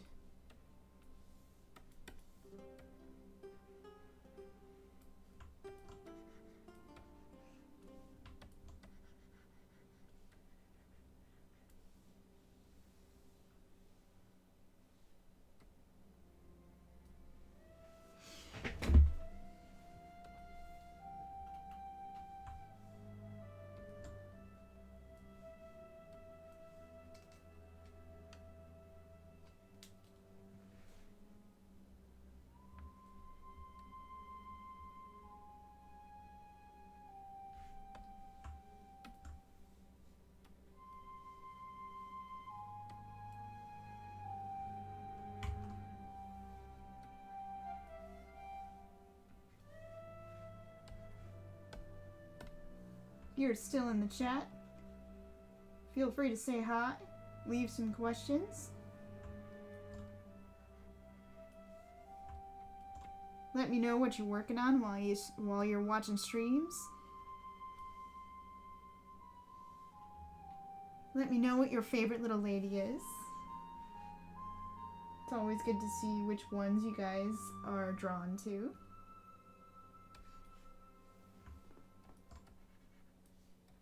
Which ones you're looking forward to the most?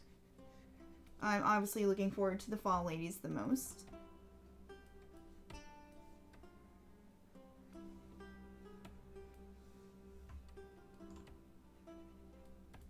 I had the most fun with their normal versions too.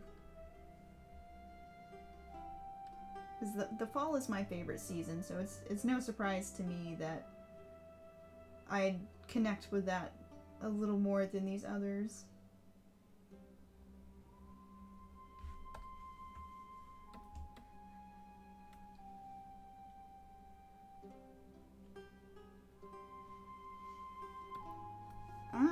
Question in the chat. Psyche asks, do you have a usual wake-up time? So I mentioned getting up early this morning. Do I set an alarm usually? I try to get up at 8:30 a.m. every day and exercise, and I take medicine that requires me to wait time before I can eat anything, so I have to get up early enough to account for the fact that I need to take medicine and also have time to eat before it gets too late and all this stuff. So while I'm waiting for medicine to work, I exercise and all that. But anyways, too much detail. So yes, I get up 8:30 every day, or I try to. This morning was just, for some reason, my body was like, you're gonna wake up at 7. You're gonna wake up an hour and a half before your alarm. Like I said, it hates me.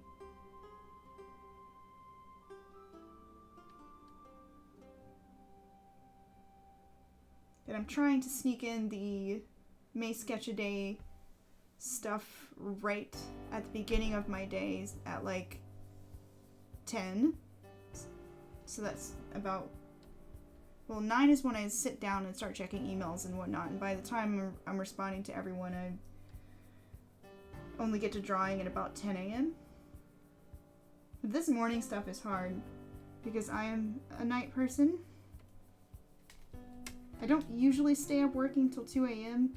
Last night was kind of a fluke because I really was getting frustrated that so many things have popped up to keep me from working on a particular piece. So I just said, screw it, sleep is for the weak, and just stayed up to work on it, which is not something I really recommend people to do because it's hard on your body, and I'm too old for this shit. Sleep is good for you. It shortens your lifespan when you don't get enough of it.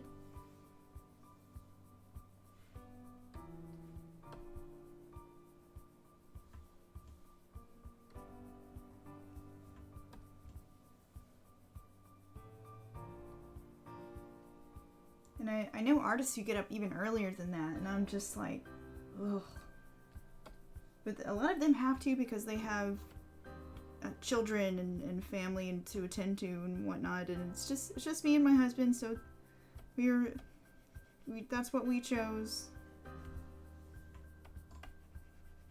But I actually do understand having that time to where nobody's around and you don't feel like you have to give your time or attention over to anything else. So getting up either super early or staying up late when there's nobody else around, those are the times that I get my best writing or drawing in because I feel like it's just less distraction that way and my brain feels freer.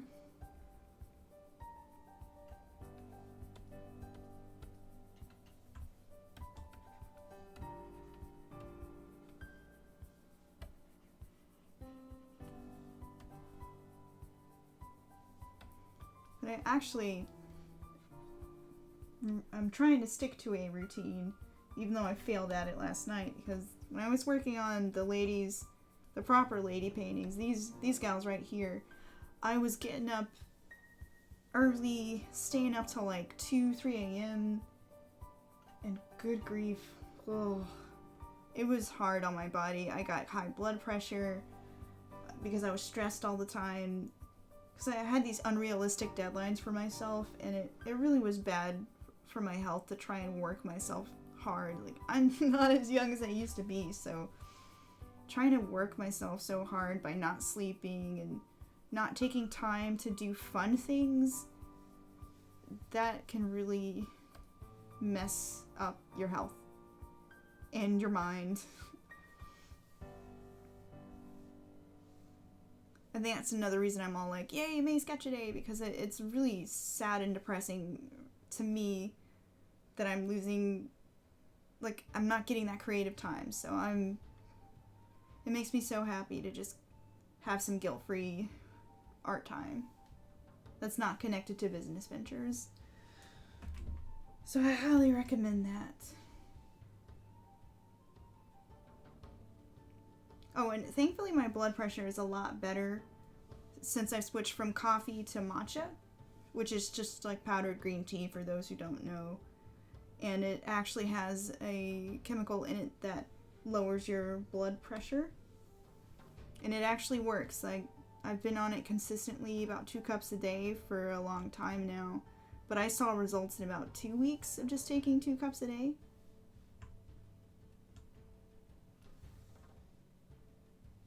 Plus, it's an alkaline tea, so my stomach can handle that a lot better than acidity, which coffee is a lot of acid, so. And yeah, I saw that Neil Gaiman keeps a night schedule. I think he talked about in an interview I watched, he was like, yeah, I take care of my family in the mornings, and then I go back to sleep, or go back to work. I think he kind of splits up his day so that work happens around spending family time, but he definitely splits time between like stopping for dinner at night to spend with family and then afterwards going back to work and staying up really late.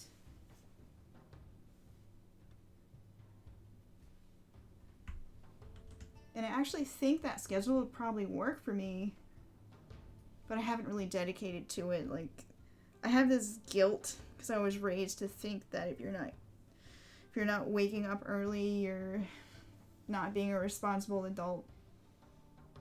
And I need to drop that because I think I actually would work better with kind of a split schedule. But I also want a more consistent schedule because I do believe in that whole circadian rhythm and all that stuff.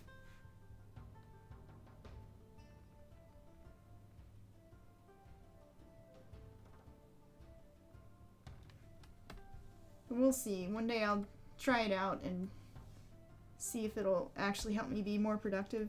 Because the mornings are evil.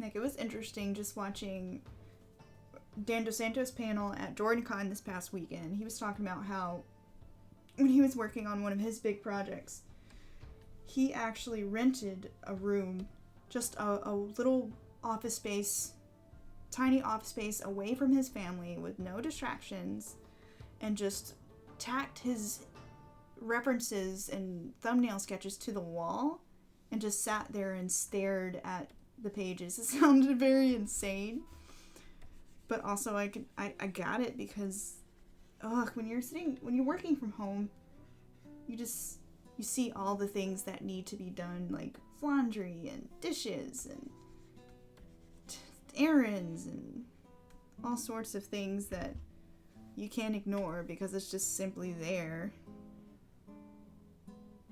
It's just there taunting you, making you feel like you're irresponsible because you haven't done everything in the house yet.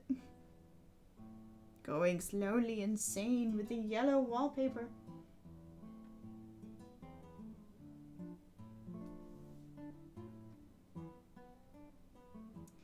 Yeah, I know you said it's hard to work with the housemates around.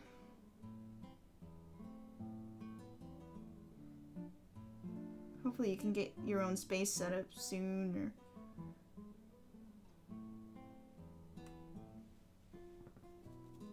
make a keep out sign that says between the hours of this and this, you are working on things and people enter at their own risk.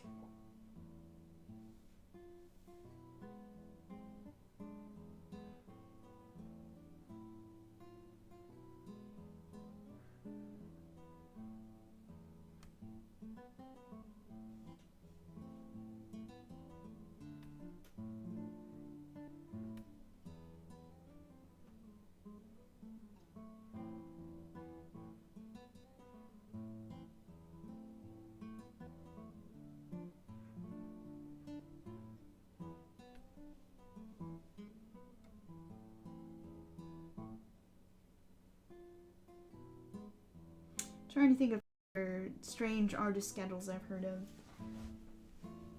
I mean, I have mad respect for the artists who have kids and families they gotta take care of, and they're getting up at 5 a.m. and doing all the things. I'm just, 5 a.m. is evil, and humans weren't meant to be awake at that time. Like, nocturnal animals are still wandering the night. Nature's not even awake yet. Diurnal creatures are not awake yet, so no, 5 a.m. is not for me. I don't know how my parents did that every day, or every work day.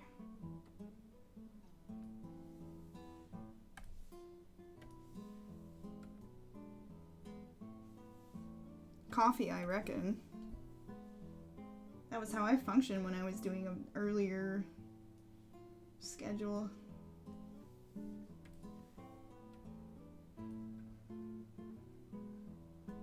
I cannot have coffee anymore due to acidity issues. So that sucked. That was one of the hardest things I ever did in my life, was giving up coffee. Like, sometimes I fall off the wagon and then I suffer for drinking it. But just weaning myself off coffee was so hard. And like going into Starbucks is crazy because it smells so good in there. I'm like an addict. I'll go in there and be like, coffee grounds.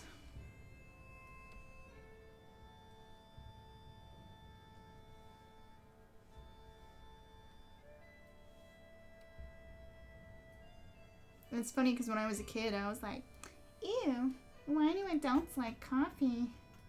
It's so gross.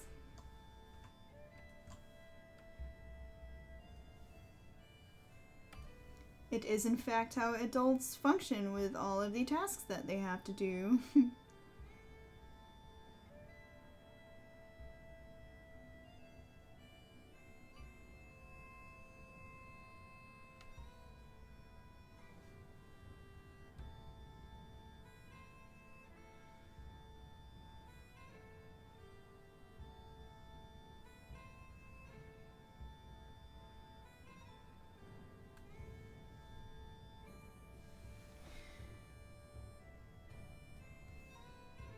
Now the other thing I want to work on is getting a better exercise habit, because I do jumping jacks and I try to get a walk in, but that's about it.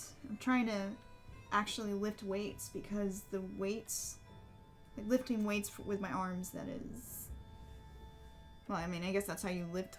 I guess that's how you lift weights. Shush, don't judge me.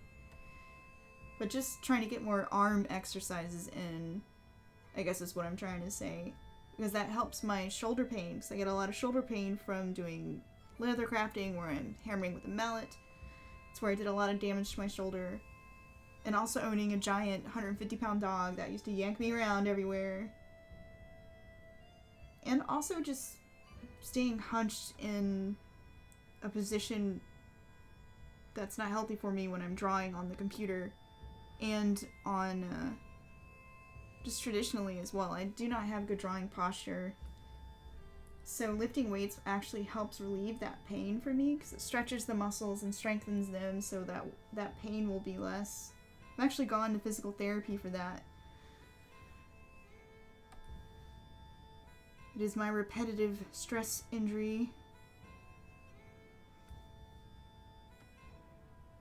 And they just said I have to strengthen the muscles.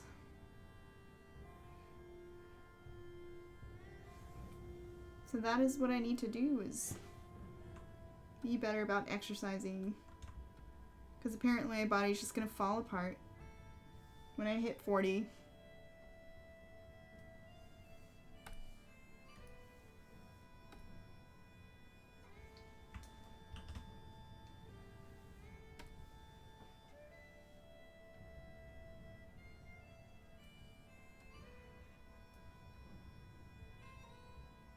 And speaking of Neil Gaiman, I am lusting after that masterclass with Neil Gaiman in it. I really, really want to take his masterclass. I keep going to the class page and just looking at the syllabus and swooning and then leaving. I want to splurge on that class at some point, but alas, I have not yet. There are other things that I must be a responsible adult about first.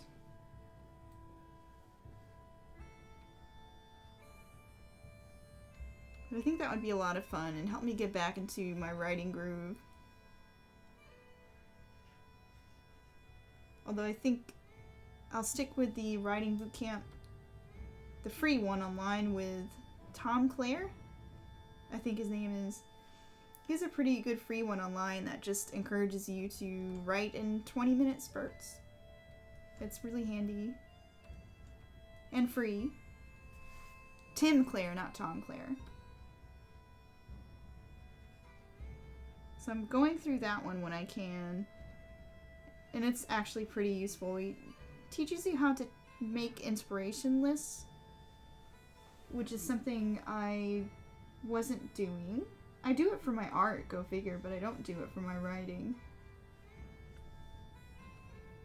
So he's teaching you how to nurture inspiration lists and get inspired by small things you can do every day. And that was week 1 of his writing bootcamp, was learning how to take lists and get inspired and bank character concepts. And if anyone's interested in doing that, it's called Death by 1,000 Cuts, the writing bootcamp. If you Google that, you can find Tim's course. I think it's at timclarepoet.com. And it's just like an audio podcast where he chats about writing and then gives you an exercise afterwards. And then each segment has like built-in time for you to get actual writing done. It was pretty cool. And he's just an amusing guy. He'll talk about metaphors that just get carried away with him. Or he'll just get carried away with them, and it's hilarious. He'll come up with a random concept and just keep going with that concept. And it's great. You just have to listen for yourself sometime. I gotta get back to that. I'm on week 2. Maybe next Camp NaNoWriMo in July I can encourage myself to get back into the writing boot camp.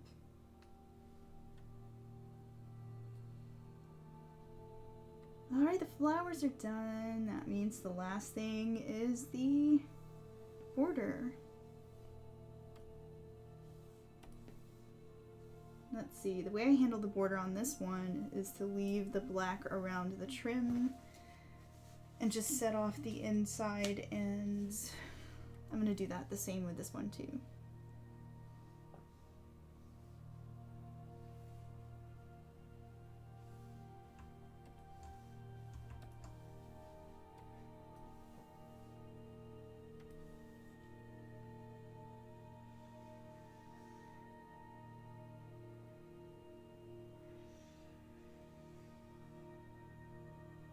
And I suppose for those who are listening who don't know, I love to write and draw. And I've been trying to write my own novel forever in a day. I just have a bad habit of never finishing things. I'd really like to break that habit before I die.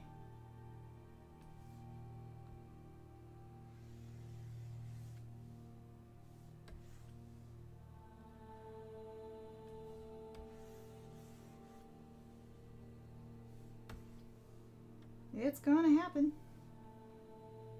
Even if I just finish a fan fiction, I'll be happy.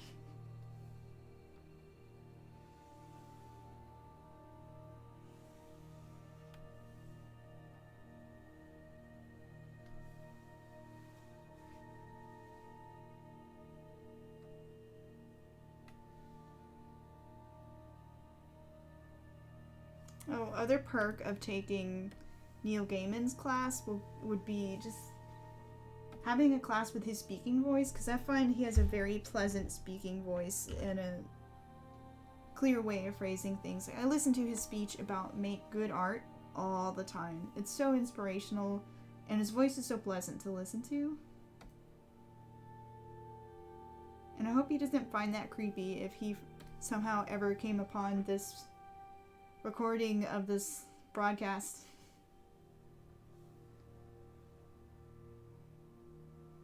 Mr. Gaiman, your voice is awesome.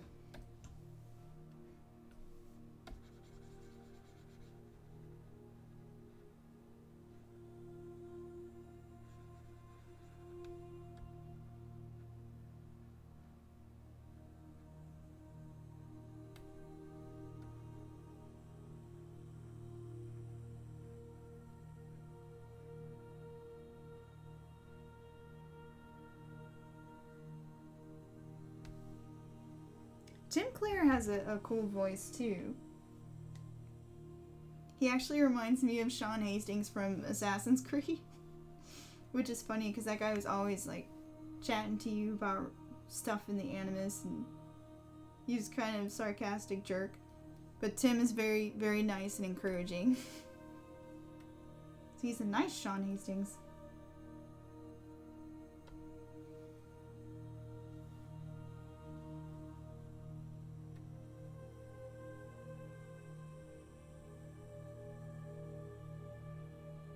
Yeah, I cannot wait to see these on stickers. It's gonna be so great.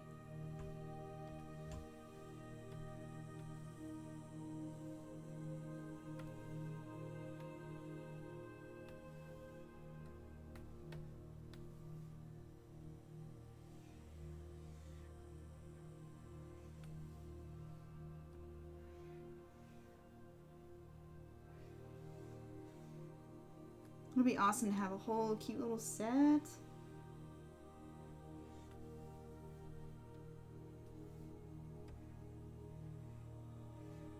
And we'll say that's been the advantage of making a series like our Birthstone series. It's you have like instantly 12 ideas that you can work on. Just it's kind of built in.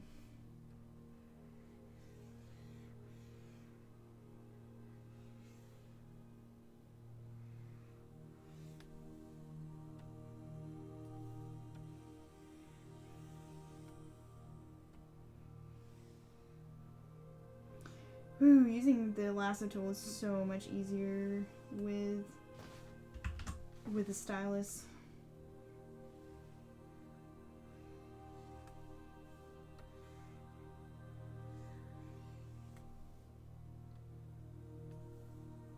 Oh, other random thing I'm excited about. Michaels has these like do-it-yourself bath bomb sets, and I'm gonna get together with a friend and be a total girl and make bath bombs, like do-it-yourself bath bombs and lip balm this weekend, because I don't know, I just feel like I needed a break from the horribleness of life, and I'm gonna make some freaking bath bombs. Sometimes you just gotta be a girl.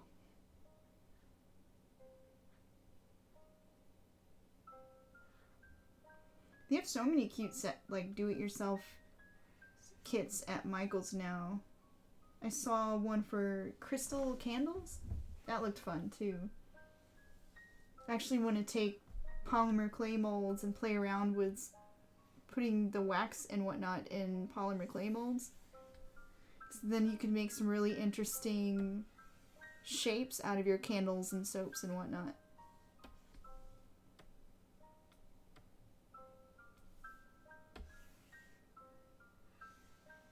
And I'm a sucker for gimmicky shapes.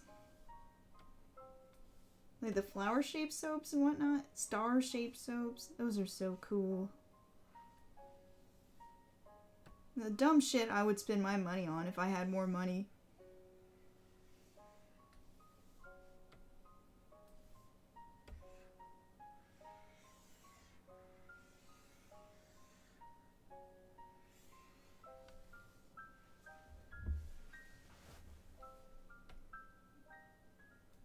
Oh yeah, resin is a whole other ball of wax.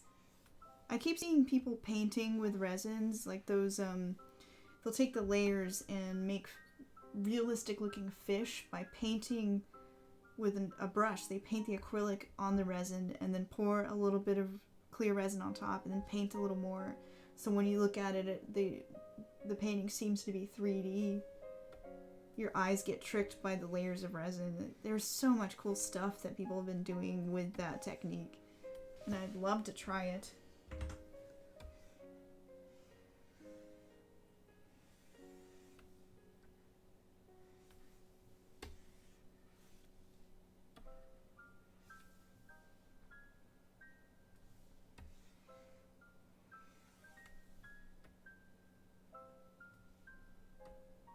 Alright, we're almost done selecting. Yeah.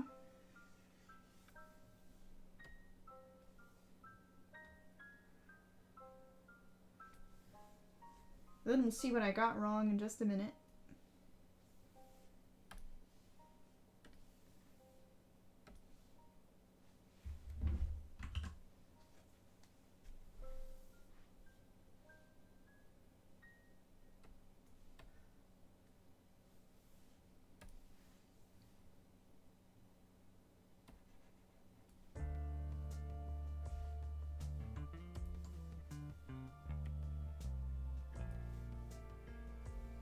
Actually, I didn't do too bad.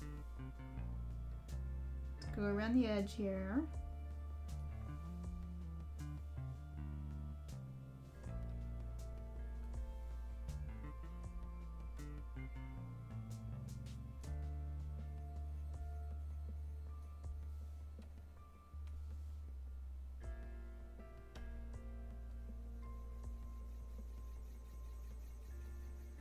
Alright, next, the last element here to do.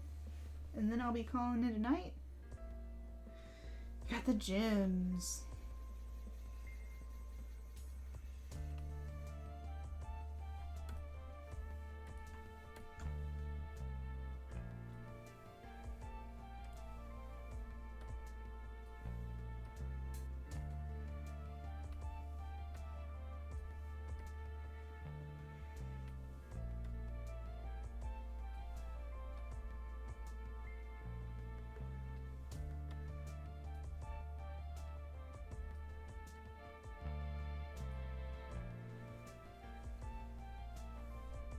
Here we go. Dun dun dun.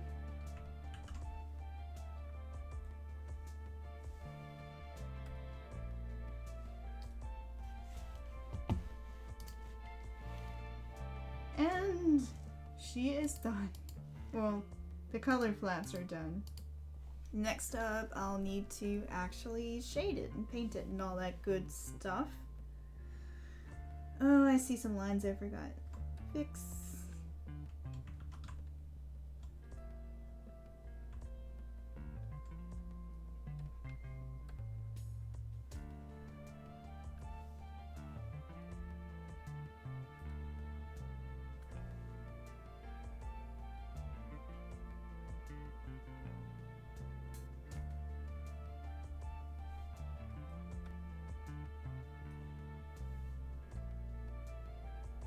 All right. Let us bask in this milestone of being done with color flats. Bask.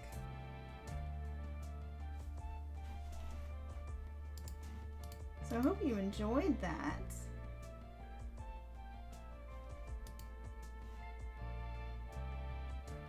Oh no, did I miss a flower? Hold up. I don't see it.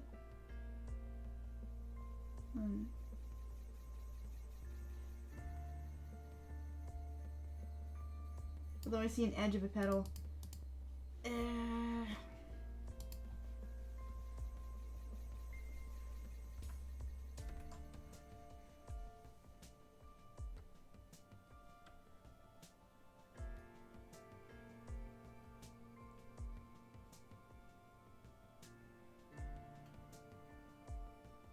Oh, you're right.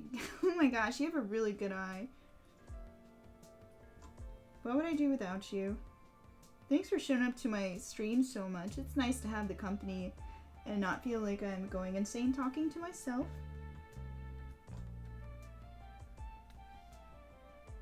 And so someone can spot these lines when I'm staring at a picture too long. Oh, I see another gap that I missed. Right here. Ah.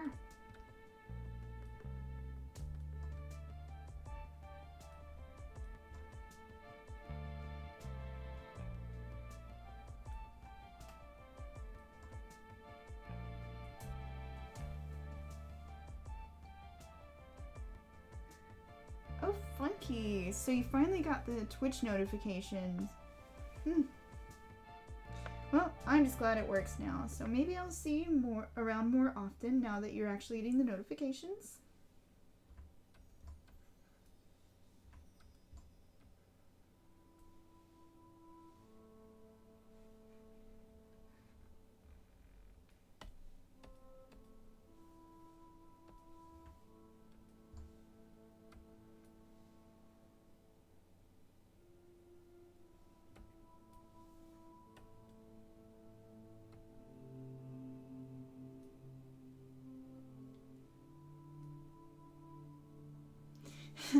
I know, right?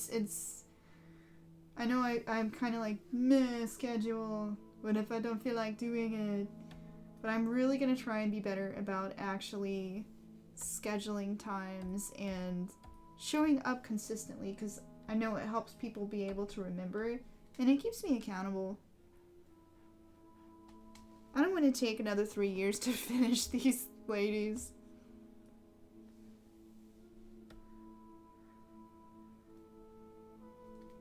Definitely would like to finish them before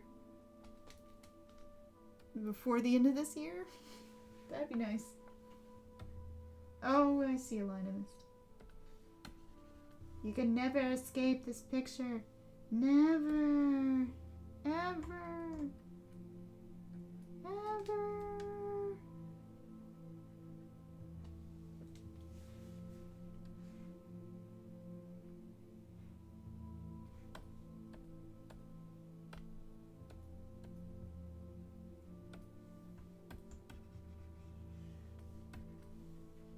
There is no escape. There is only Art Nouveau.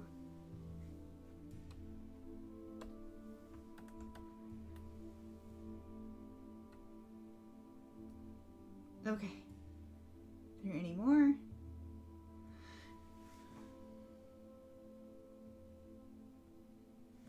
Okay. I think we got him, Jim.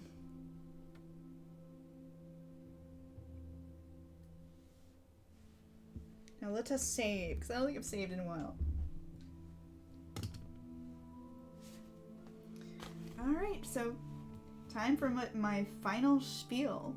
If you made it to the end and managed to stay awake with me throughout this stream, thank you. It's so nice to have you watching or joining in.